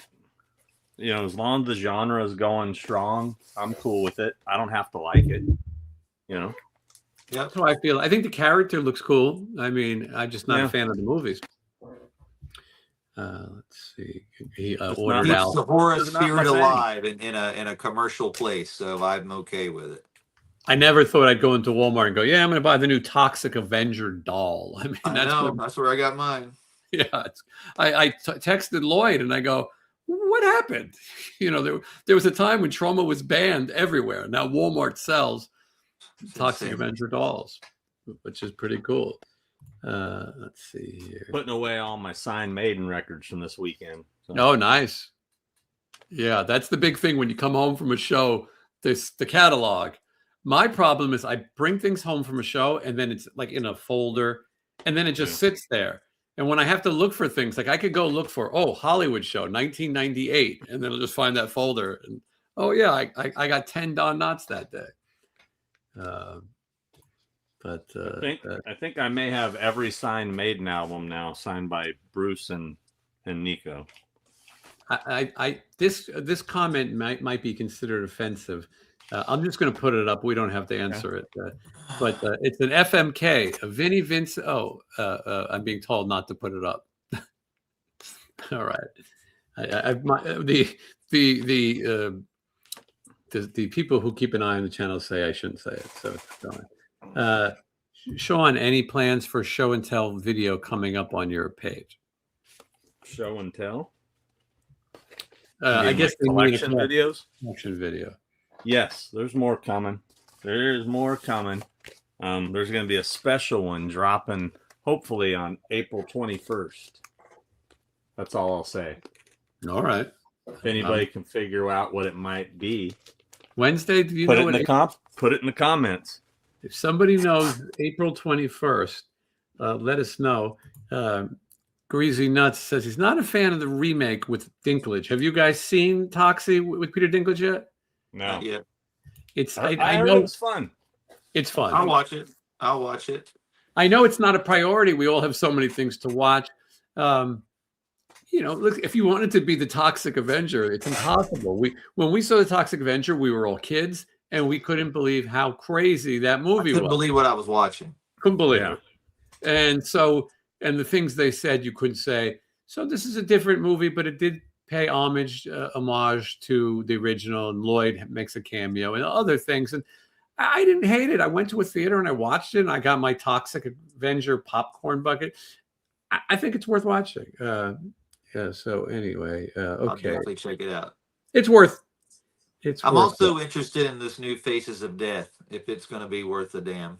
That's a good topic. I'm sort of fascinated by this. They finally come forward, and they've pretty much said what was fake in Faces of Death. Now, Is Did that we what all this is? actually- They're just going to say what's fake, or is that a No, new no, thing? that was separate. They're going to try to make a new movie, but Oh. did we all have the same experience as kids watching Yeah. Faces of Death? Yeah, I feel like it. Well, first off, it was in the mature section of the video store, so you had to get it you had to be 18 and up to get it.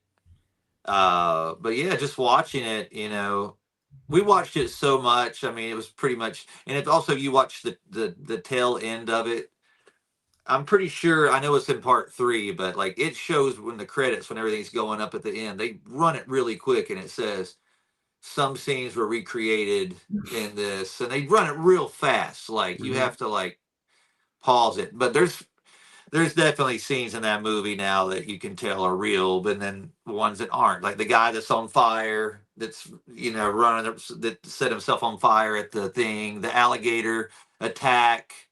But there's other things that are just obviously not. I don't think the monkey brains thing was real, or the No. satanic orgy. All the stuff we wanted to be real wasn't. No, but it tripped me out. I had my cousin was older and he was able to get it. I remember we would all get together late at night and watch this silly movie that we all thought was real. But and some of the people, the director kind of came out and goes, "Look, I hired this guy and I'm the voice in this and this." But what is the deal on the new movie? Can you explain it? I don't know much about it. I heard something about some kids find the video and they try to recreate some of the scenes or something. I don't know. I mean, it could be general, but I'm gathering it's fiction from what I've heard. so I'm gonna check it out. They're trying to use that Faces of Death brand name and maybe bring it back. But for a generation, the Faces of Death was terrifying. Well, now you can just turn on Instagram and see anything 20,000 times worse, Yes. which is insane to me because you couldn't see that. Like that scene where the guy, that whatever senator that commits suicide with pulls a gun out of the envelope in front of everyone. Never, ever Bud forget Dwyer. Bud Dwyer. I'll Yeah, never that forget was it. the one that was the one that made you go, okay, I don't know if I should be watching this. Yeah. I'm Ooh. still That mad one's, at that Bud one's Dwyer. real for sure. Yeah. and I'm still mad I'll at never him. forget. And still, if I've seen that, it still doesn't make you feel right. So if anybody enjoys watching that kind of stuff, Mhm. it's Madman Collection figured it out. Oh, someone did. Okay. All right. Can we say it? Sure. All right. Here it is. Makes more sense for it to have something to do with the fog. Now, did the fog come out on that day, or is that the day in the movie? That's on the 21st of April. By God, it was a fire. Anyway. Nice. Well, I'm looking forward to seeing what you're going to show. we earn money the old-fashioned way. We earn it. Yeah. That's Edward Stratton III, right? Yeah, John Houseman. And apply your brake. Gently go into reverse. That is John Houseman, Make right? it kind of Getting your middle finger. finger. Yeah. Finding cool things from my past. I was going through storage at my parents, and I found the G.I. Joe certificate, Live the Adventure Assignment, Invade Cobra Island. Anybody do that? I don't remember it. You did Wednesday? I didn't do it. I have it over there in one of my cases. The Live the Adventure moment. That was Well, I've invaded Cobra Island. We all know that. Yeah. Quite frankly, been there many times. Isn't he doing his bullshit speech right now? We still He's have probably making a lot of excuses right now. we still have 300 people who are watching this instead. But yeah, invading Good. Cobra Island. Good. I mean, it's sometimes you got to invade. That was Jeff's nickname, Cobra. That was his nickname. Anyway. Officially following Jason on Spotify. Thank you. I really am looking forward to it. I think there's less drama in Spotify too. I think that people can listen when they want. I think there's something about listening to a podcast or a radio show that is such a lost art. And people who fly, the three of us sit on planes all the time. If you have something to listen to, I know that people tell me, I like listening to you three because I feel like I'm hanging out with my buddies just talking. And I like the topics too. And then I like it when we can just ramble and see what people are into. You know what I miss? I really miss, and it's funny, is it's like the simple things. Every Sunday night when I was a teen, when I was, probably from age 10 to 16 in that era, which would have been like 1980 to 86.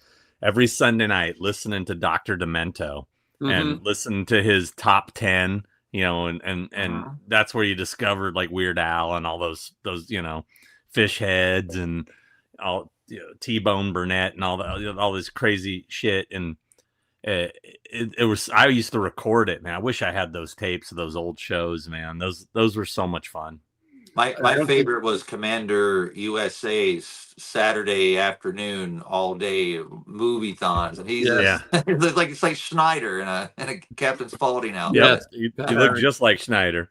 And if you grew up in Southern California, you'd get the on Sunday Tom Hatton when he would show like the Popeye cartoons, and he would draw the drawings, and he would show the Bowery Boys and Little Rascals and stuff like that. And it was YouTube's. I've been watching. I found a live channel for just about I've been watching Hunter all week, and he don't give a fuck. Yesterday he was beating up Ken Foree, however you say his name. He was a silent killer in this movie because someone had cut his throat and he couldn't talk, but the acting was so bad. Don't forget, Hunter killed Al Bundy on an episode yesterday. Just killed him right there, shot him, and just checked his pulse and went, now the garbage crew could come and clean this mess up. And he just walked off and got in his car. He was a cop. You guys remember Kung Fu Theater? Oh man! Oh God, yeah. Remember the logo, and it had the little guy would fly across the screen. The kick. Yeah, wasn't that Sunday afternoon on USA? Yeah, in New York it was on Fox. And here in California, I think it was KTLA Channel 5. Channel 5 in New York as well. Kung Fu Theater. Loved Kung Fu Theater, the 5 Deadly Venoms, and all the. We used to always laugh that there was always a blind dude with a white beard that would throw needles at. You get needles in your face. When my friends were kids, we would buy karate magazines, kung fu magazines, and there was this old man. I should try to find the picture, but he was on the cover, and his martial arts was called the Fukin White Crane. F-U-K. Yeah, I'm gonna find it. F-U-K-I-E-N. White Crane. This guy looked like he wasn't gonna beat up anybody, but boy, did we just we loved it. We this guy, and I should have bought the damn magazine, but I mean, and it's this old man like this, and he looks like what you're describing. I'm gonna find it, but it was just like kung fu movies were a different world.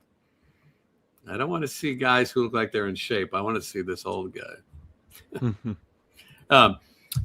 But yeah, these are the memories that we had back in the days. And Sean, like you said, you would have to videotape it if you wanted to ever see it again. I can't believe I found it. And I used to love the ABC after school specials. Oh yeah. I've had people on the show who've been on them. Can't remember exactly who, but they would tell me. They had a lot of like Leif Garrett and like Kirsty McNichol and Scott Baio, did Lance Kerwin. Mm-hmm. All kinds. I mean, they used to sell them on DVD. I've got a bunch of the after school specials box sets. They're all on YouTube too. Yeah, I know. I mean, they're terrible, but they're so. Was that one with Scott Baio's on drugs? That's what I'm talking about. He's like, he's in a canoe in the beginning, in a river or some kind of shit. I don't remember. Hilarious, man. Yeah. There was somebody on recently who did a few of those. Might have been the girl from Christmas Vacation, Ellen Latson. I think she told me she did it. And who knows? Maybe E.G. Daly was on. Who knows? Let's take a look at the Fukin White Crane. I hope it lives up to the hype. There it is. Look at that guy. Yeah, I remember that. He didn't have the beard. I was wrong. But look at him. Like, if that guy jumped out on the subway in the middle of the night, you'd be in trouble. And it does actually say Fukin White Crane. Yeah, I mean... Dude, where is YC Chiang these days? Yeah, Master YC. I got to think he's gone, but Oh He no, teaches you dude, to- those old Asian dudes, they live forever. Like that Never- dude right Oh, there, he's he's still probably alive. 20 in He's- this photo. Never He's say training- die. He's training Jaden Smith right now somewhere in a temple. Yeah. Yeah, but yeah, that's and there's a special about the dim mock. The dim mock was never as popular as people thought it would be, where you can just touch a pressure point and kill somebody. Bruce Lee, a lot of Most of people the kids I knew in 5th grade knew all of these moves, or at least they thought they did. Mhm.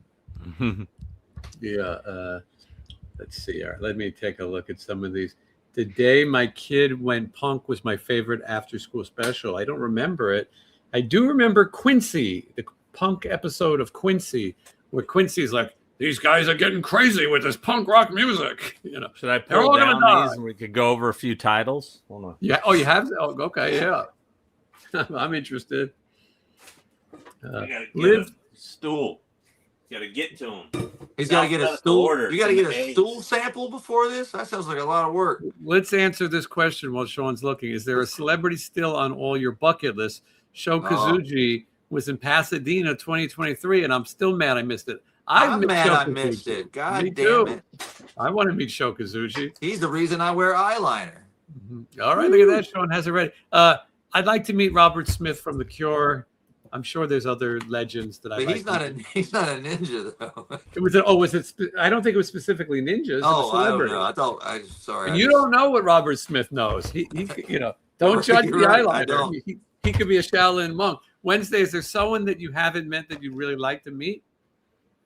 Chuck Norris was on the list. I haven't met Stallone. I haven't met Schwarzenegger. I did meet the Beastmaster, which is pretty high on my list.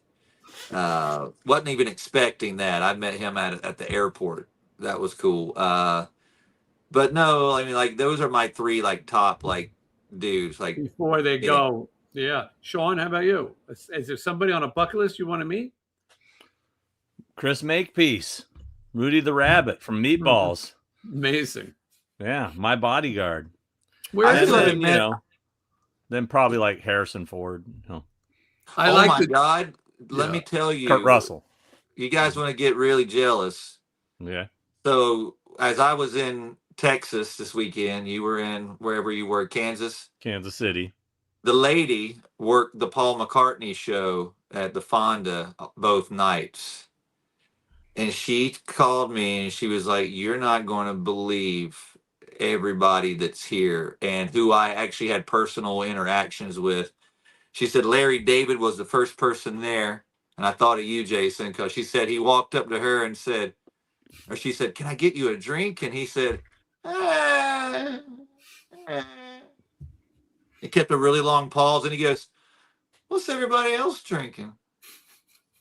I love that he doesn't disappoint. And then When she he was like, was "Well, out- you know, vodka, some tequila, this or this." And he's like, when- but when he he- got to serve Harrison Ford. He Oh, came wow. up, asked for a margarita. I was like, let me touch you right now, please. when Me me and and Tuna Michelle- Tokyo, I felt it either way. He asked for a margarita. She served Stevie Nicks. Wow. Stevie Nicks didn't want a drink. She had a Coke in her purse. Shady. Elton John, Steven Tyler. This is a big It deal. was just like she's Al Pacino. She served Al Pacino. I was just like, holy shit. But she said when she called me, she said she wanted to walk up to the Harrison Ford and do that scene from Borat. Harrison Ford. Fuck off. When me and Michelle go places and things are going wrong, I sometimes ask her, "Do you mind if I get involved now?" Which means it's about to turn into a Larry David moment. And we were in a restaurant and her number, it was Freddy's, and the number didn't come up for her, like custard. And I go, listen, they screwed up. Can I get involved now? And then I go up to the guy who looks like he might not speak much English. And I go, "Let me ask you something." It always starts with, "Let me ask you something." I've got number 35, but you just read number 38. And they go, "Oh, well," I go, "But something doesn't add up because you didn't." And I just let it go for as long as I can until they go make another one. And then they gave her one to go, "Oh, it's been sitting over here." And I looked and I go, you want me to get another one? Because I can get you another one and I could get some money back. But she's not always a fan of let me ask you something. And it happens when I go to the doctor. As soon as I see something that in my mind I think is wrong, I was doing this long before I watched Curb. I go, let me ask you something. But all right, let's talk after school specials. Sean has the collection. Yeah, I got them right here. I had to pull out the magnifying glass. The print was so small. Oh man, yeah. But we got this one here from 79.80, it looks like. And we've got let's see, a special gift. With let's see who's anybody in this one that we recognize. Nope. Nobody in that one that's worth a damn. The gold test. This one has come on, there's gotta be somebody in this damn thing. Nobody in that one. What are friends for? Dana Hill, that was her name, right? Yeah, someone mentioned her. Dana Hill is Audrey in European Vacation. She passed away from diabetes. Yeah. Yep, she's in it. Schoolboy Father, starring Rob Lowe and Dana Plato That's a big one. and Nancy McKeon. Okay, Wow. so that's got some good ones in it. Let's check out this one. We got 78.79, and we got It's a Mile from Here to Glory with anybody of note in this? No. And then thank you, Jackie Robinson. Is that the Miles to Glory hole? Was that episode? Maybe. Thank you, Jackie Robinson. Yeah. Is there any, is Malcolm Jamal Warner in that one or any? Nope. Gaucho, which nope, nobody in this one. Gaucho. Gaucho. That's an old And sexual we got disease. one, My Other Mother. And this one has Melissa Sue Anderson. Oh yeah, Little House. And that seems to be about it. My Other Mother. Is That's Boy in the awesome. Bubble an after school special or am I crazy? No, that was a standalone movie. Now check this one out. They did this one like a Trapper Keeper. Trapper thing. Pretty Keeper. Cool. Look at that. So this is pretty cool. Francesca Baby. And this That is has, a cool packaging. let's see. Oh god, they made the cast list so tiny. Peter Brandon, remember him from Peter Brandon? He was in that show I know the name. The Wizard. It was with the old dude from with Bernard. Was it Bernard? No, it was the grandpa from the grandpa from Lost Boys. Bernard, is it Bernard? Yes. Something.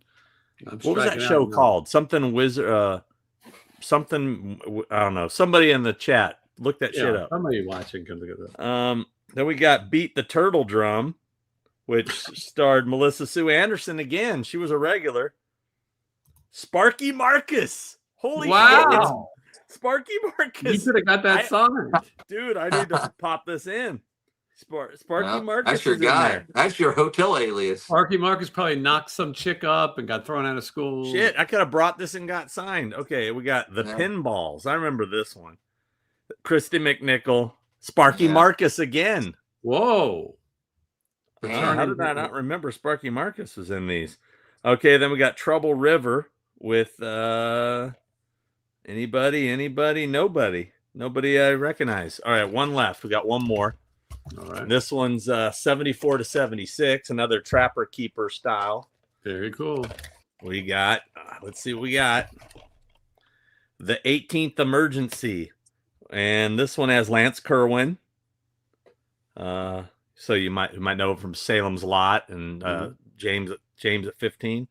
Was that James at 15 or 16? James at 15, I think. 15, I think, yeah. Let's see. Then we got Summer of the Swans, and Chris Knight from Brady Bunch fame. Nice. Eve Plum also. Brady Bunch reunion. Then we got the Little skating children. rink, and this one, let's see. That sounds like a good one. You know some It does, shit went down. Skating nobody of note in that one. Then we got Dear Lovey Heart, I Am Desperate. That's the title. Dear Lovey Heart, I Am Desperate. And that one has nobody of note. Okay.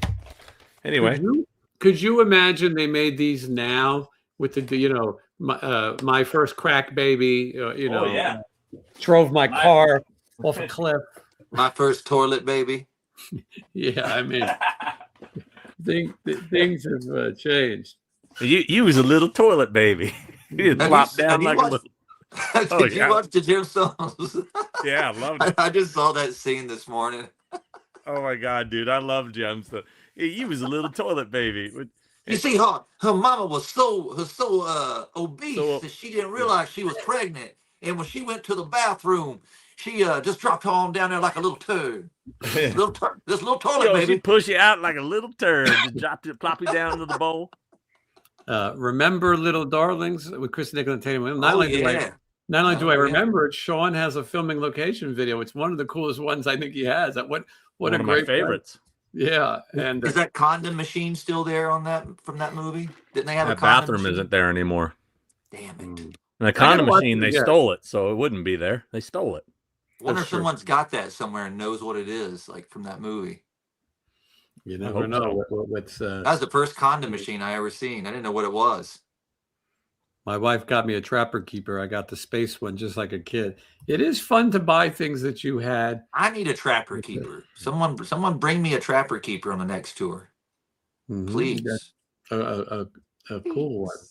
Some people still have their Trapper No, Keepers. Jason, if you do the radio show and it's like Howard Stern and he had OJ mask, someone told me they could get me a Judge Lance Ito mask so we could have that character if you needed. Just to like, Yeah, I'm sure there's nothing racially offensive about it.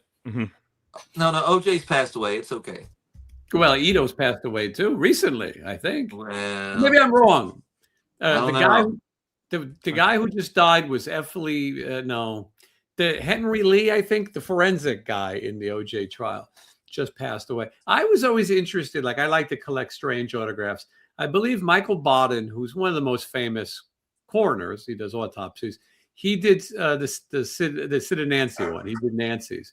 I always thought that'd be an interesting guy to get to sign a Sid and Nancy poster. And I've heard he does it if he's still alive. But strange. I Whatever. wonder if people would want to meet the guy that does the voice of Forensic Files, Peter Thomas. Oh, I bet they would. I mean, I don't watch that stuff. I'm scared, but I go to sleep to that show. I don't know why, but I do. It's just it's comforting.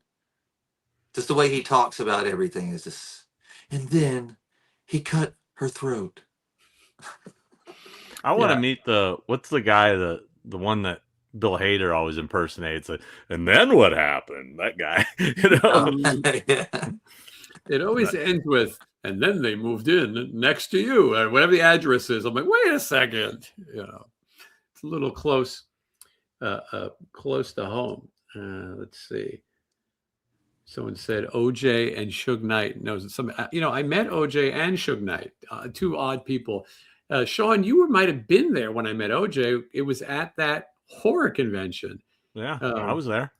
and Yeah. it was weird. OJ was in a little room, and they had knives. Well, you might remember Yeah, better than dude, me. my buddy Eben put that show on. The guy who runs Mad Monster Party. It was called Necro Comic Con. Right. Eben put And- that on? Eben put that on. Yeah.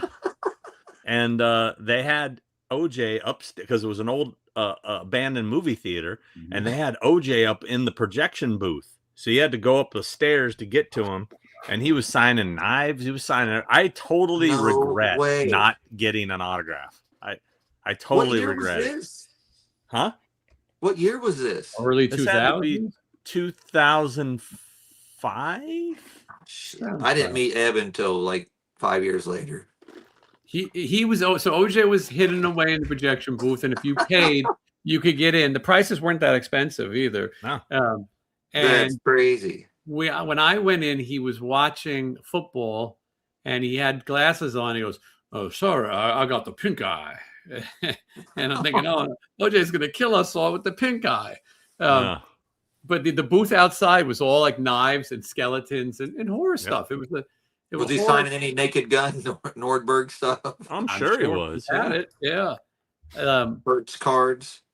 Was that Tony Moran's first convention, Sean? It was. Yeah. I booked him into that.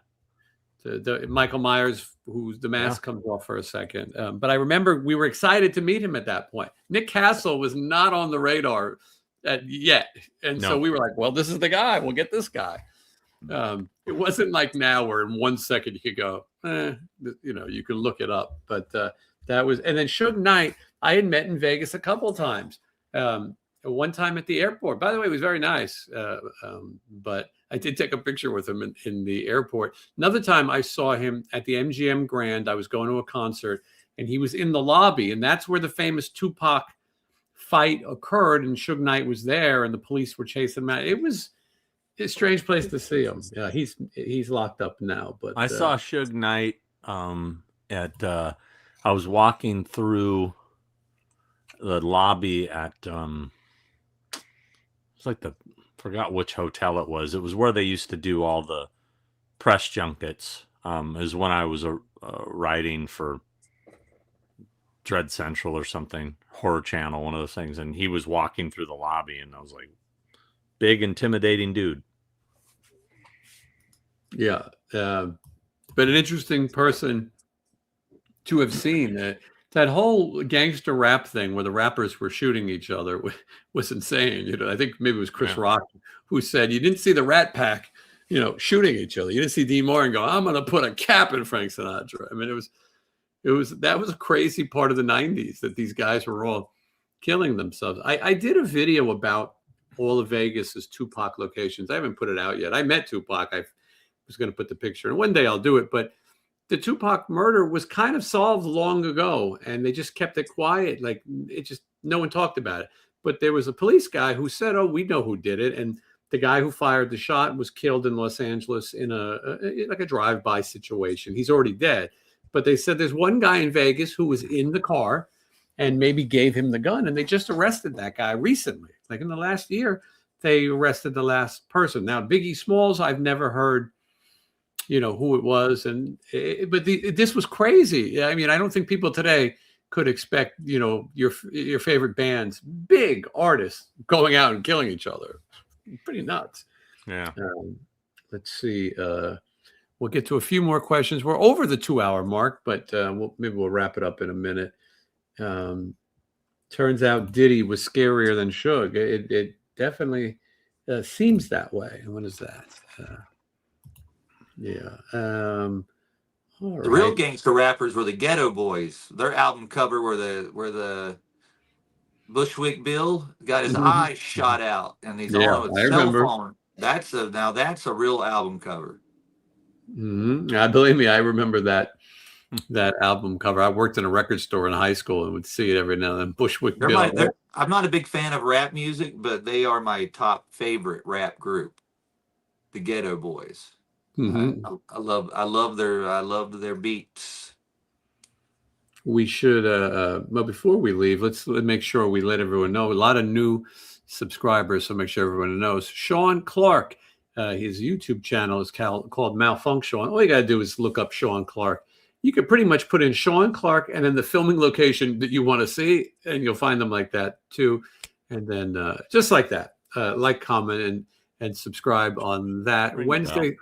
Ring the bell. You got to ring the bell sometimes so people don't get notified. Wednesday he's taking a little break until he announces some tour dates, right? I got tour dates announcing at 2 a.m. My time tonight, which is 10 a.m. UK time. So now I got to stay up. A couple of dates coming out tomorrow, but there's 40 plus dates on the way for USA and Europe, as long as we can still travel and have fuel. So it would be nice. Official Wednesday 13 is the place to do that. And if you want to get merchandise, 13% off. I Hate People is the code. Sean has merchandise too. I think you just go on one of his videos to find it. Is that the way it works? I don't even know. You can find it somewhere if you want it. It's on that tpublic.com. If you put tpublic and put Malfunction or Horrors Hollow Grounds or Thing with Two Heads or something, it'll probably pop up. You'll find it. But if you go on like description of my latest videos, I think maybe my guy puts that in there. I don't know. I don't really care. and he'll give you. I need to get me some Sean Clark money. I'm hawking. I'm like, Sean's giving away stickers. I'm like, I'm selling every sticker I can just to survive. Mm. I have a video coming out soon where I explain how you make a living on YouTube. It's the most commonly asked question that if you are a content creator, you get. Adam the Woo did that video ages ago, and he said it. Everyone wants to know, how do you make any money? And I can talk tell you about how I make money on YouTube. are you going to answer it right now? Yeah. Okay. You have a job that pays way better. Yeah. That's how I make money. You have backup income. Yeah, you have a job. And I'll reveal how much money my biggest video made. People ask it all the time. How much does a video that got 900,000 views? What does it pay? And so I'll talk about all that. Deadhead Dave is also contributing. So thank you so much. Appreciate it. So glad that everybody was able gonna subscribe to Sean now. Yeah, you won't be disappointed. Right, Greasy Nuts. I appreciate that. Also, Sean, one of the things I like about you is you post when you want to or when you have content that you think is good. You're not a guy who goes, I got to get a video out every day. Got to get a video out.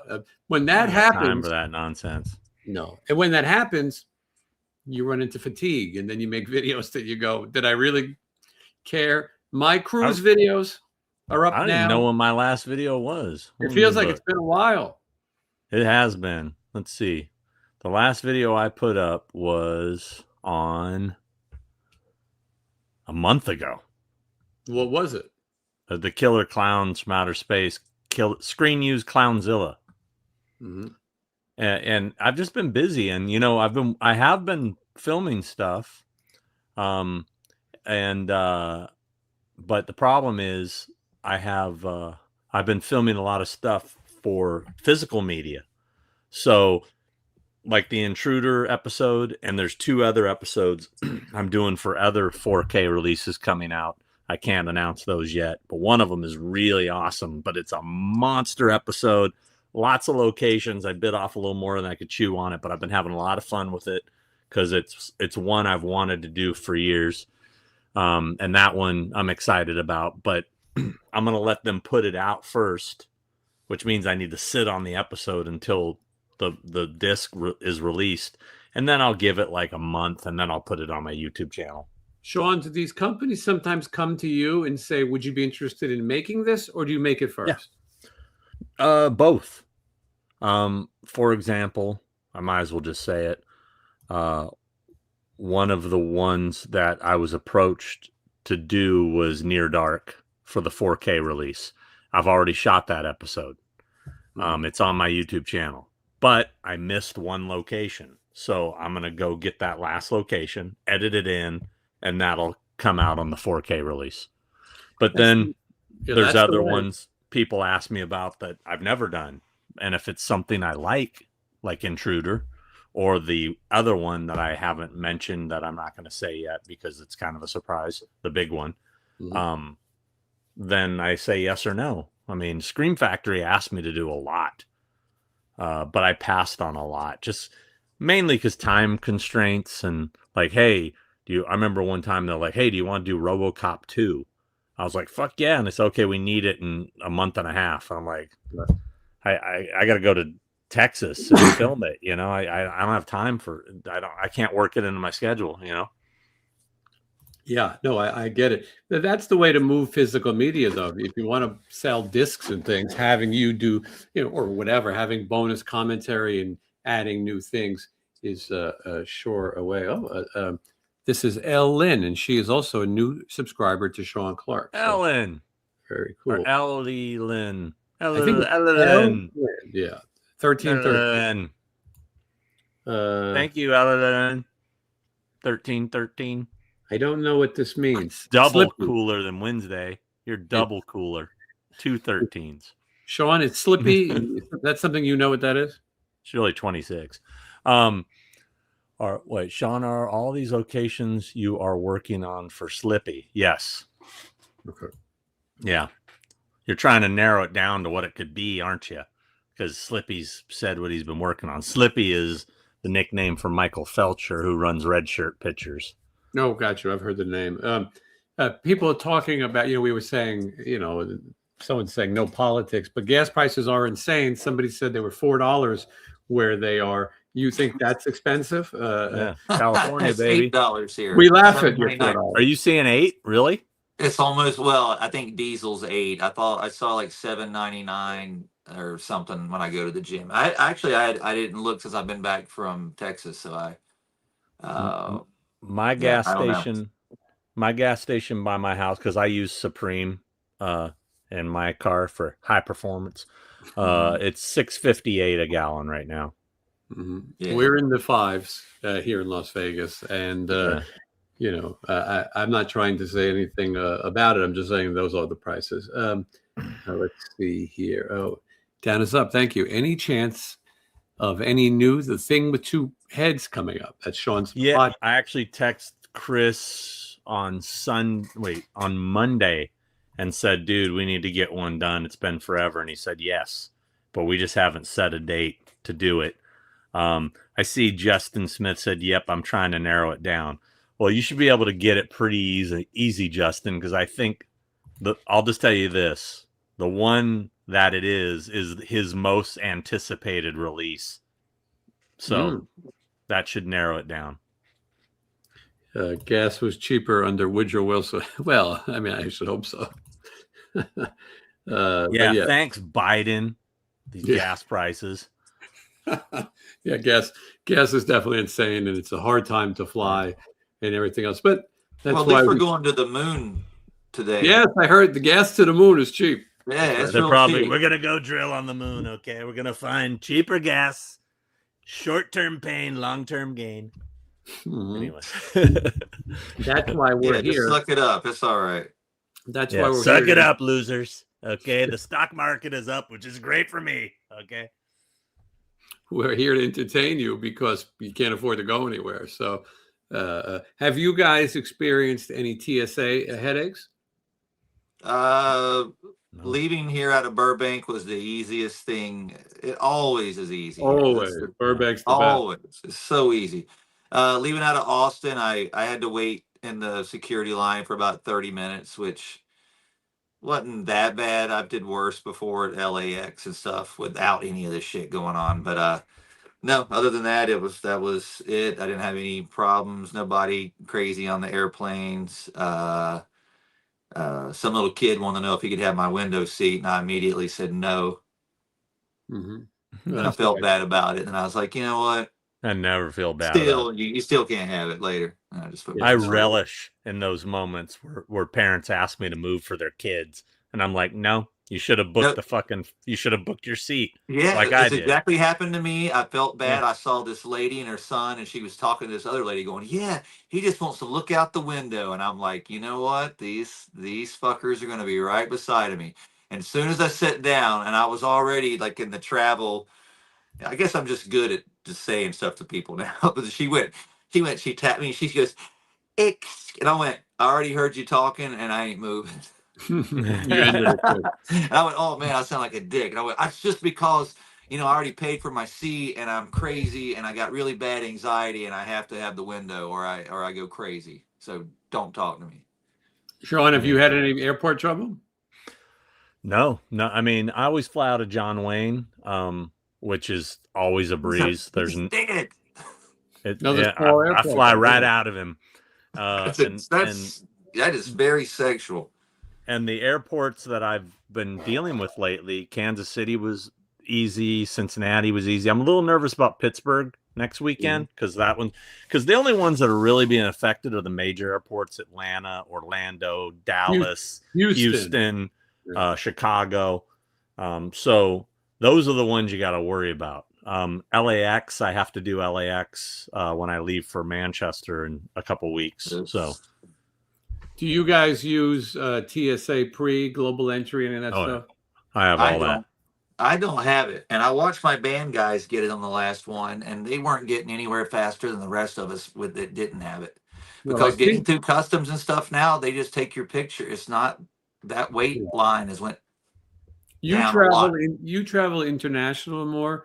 And right now, when it's bad, it's bad. But most of the time, TSA pre on a domestic flight will save you some time. It's funny as I talked to Adam the Woo maybe a month before he passed, and I go, you got to get this TSA pre. I see you in Orlando every week, one of the harder airports, Disney, SeaWorld, Universal, and it's crazy. And if you have TSA pre, you can go to your gate early, because if you take a cruise, you usually get to the airport 4 or 5 hours early.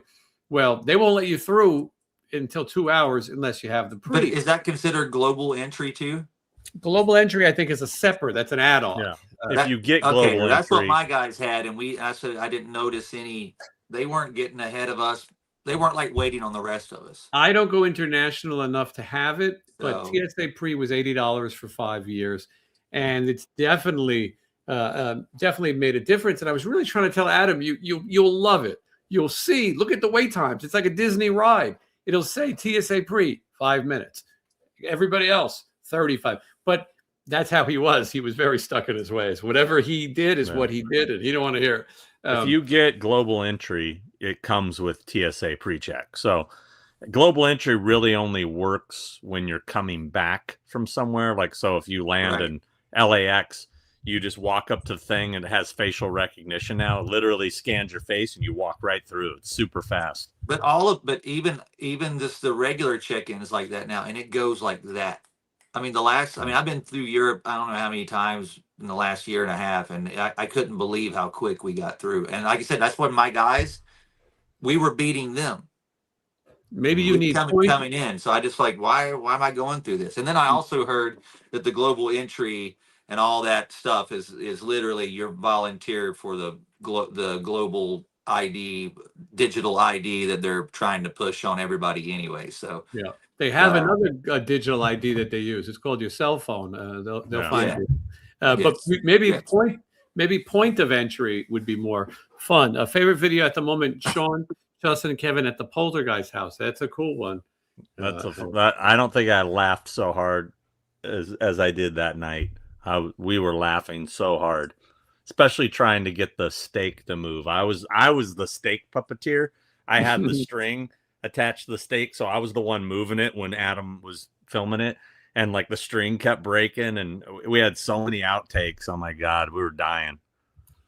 I am also an aisle seat person. Sean, are you window or aisle? Aisle, because I pee a lot. If you haven't noticed, I'm window because I want to in pass out, but then I got to pee a lot, and I still make people get up. But I usually put my band guys up, so I got to only bug them. That's helpful. If there's people I know, I don't mind, but I pee a lot also. And I like to be in charge. I let everybody know in my row. I'm taking care of this. Anything happens, you can count on me. Back in the day, I've been in the aisle and I've been like had too many to drink, and I had to run and jump over a few people a couple times, and I passed out on a couple of airplanes in my time. Like passed out, and they were like going to take me off the plane when we landed and like do evaluations on me because I got sick on an airplane. I got a panic attack, and they had served me about 4 drinks, so they assumed I was drunk. And I'm like, I assure you, I'm not drunk. I'm just freaking out. And I was trying to get to the bathroom, and I was holding to each seat, and I was getting closer and closer and closer. By the time I got to the bathroom, I'm waking up, and I guess I'd opened the door and just fell completely backwards and was just sitting in front of the toilet. And the toilet seat went up my back. I ripped my back wide up. I was just laying there passed out, and they were going, sir. Huh? Somebody went, I'm sorry, I'm just really bad with flying. They were like, oh, well, we've served you a lot of drinks. I went, it's trust me, it's not the alcohol. It's the alcohol. You were like Arthur. Somebody in the chat said, "Rest in peace, Yoko Ono." I don't see anything. Nothing online about that. Yeah, I didn't see anything to prove that. I mean, I know I'm seeing several Yokos. Oh, we got 4 Yokos. If people want to watch, it's the same guy. It's the same guy saying he's very big Yoko fan. Whoa, Sean, you've got feet. I've never seen them. It's Mark David. It's Mark David Chapman who's writing the Yoko post. If by the way, I have a video where I went to Disney and I went to Disney World and I went to the hotel room where John Lennon dissolved the Beatles partnership. No one's really watching it, so maybe Yoko Ono will bring in some views. Let me give some plugs that I have. Kip Winger was my last interview. I enjoy talking to him. I mean, I know him and I enjoy him. We talked a lot Started about watching it, but I haven't finished it yet. the first half is probably what you'd like more because it's the Winger talk. He talks about Sandra Bernhardt, how ridiculous it was. He does the true or false statements about did Gene Simmons tell him to change his first name? Did Alice Cooper name the band? Things like that are fun. At the end, he talks a lot about classical, but that's available now. Spotify is the main thing that we're promoting. Everyone get on there and listen to us on Spotify. I got 30 days to get 1,000 followers on Spotify. And then in addition to that, the 80s Cruise videos. The last one came out on Monday. There were 7 parts. 80s Cruise was fun. We're going to follow that up with my trip to Cancun, which features Frankie Goes to Hollywood and all kinds of other exciting rockers. So anyway, that's all on this channel. Like, comment, and subscribe. We got one more question. This is Ho. This is the one we've always had a problem with. Is it Ho Tiger?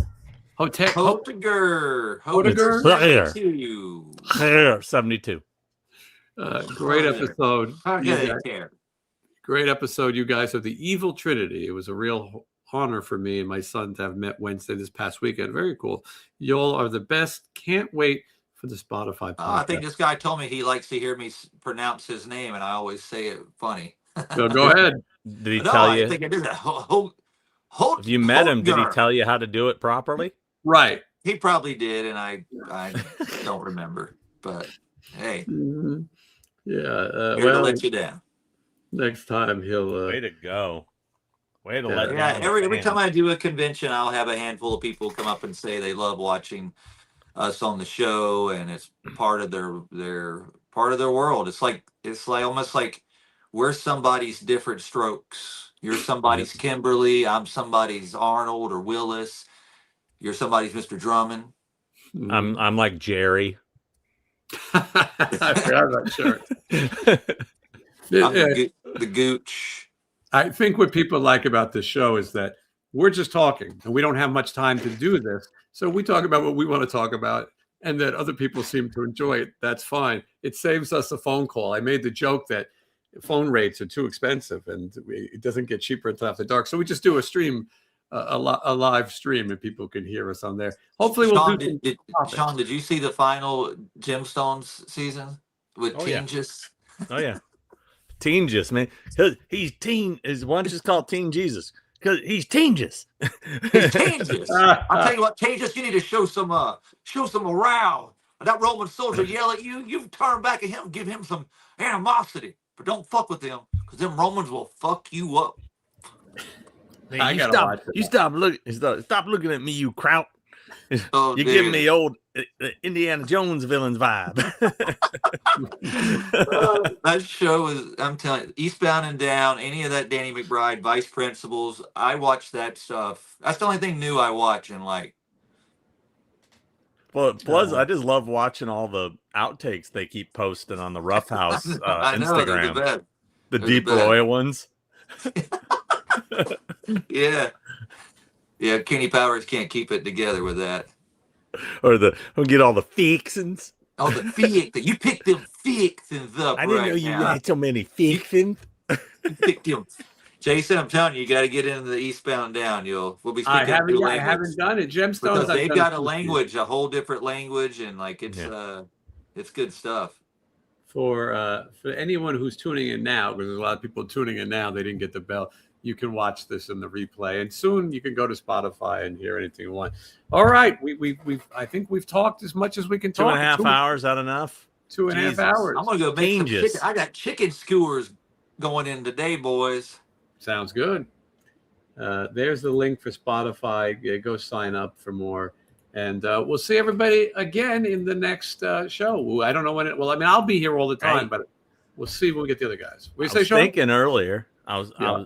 when I was driving to Costa Mesa to get my hair cut by Mr. David File at Tomahawk, drive right past the fairgrounds. I was like, hey, it's getting close. The fair's It's getting coming close. soon. Like a Mhm. couple months. Yeah. It'll be here. So Sean, got- I'll text you if I was talking to Jason about it. I might have us. I've got a couple passes for Disney coming up in a few weeks, and I might be able to hook it up. So Mhm. I think it's Well, April 20. What did I tell you? April I was just 20th. going to say, don't give the date out. April I've learned 25th. Something it's like in that. April. Yeah. Who the hell would actually go to Disney and pay like $200 to go in just to maybe And bump into us? assassinate us. Feel free to put the date out there. Well, But, you got passes for who? Well, my friend offered me in the lady passes, and then I Huh?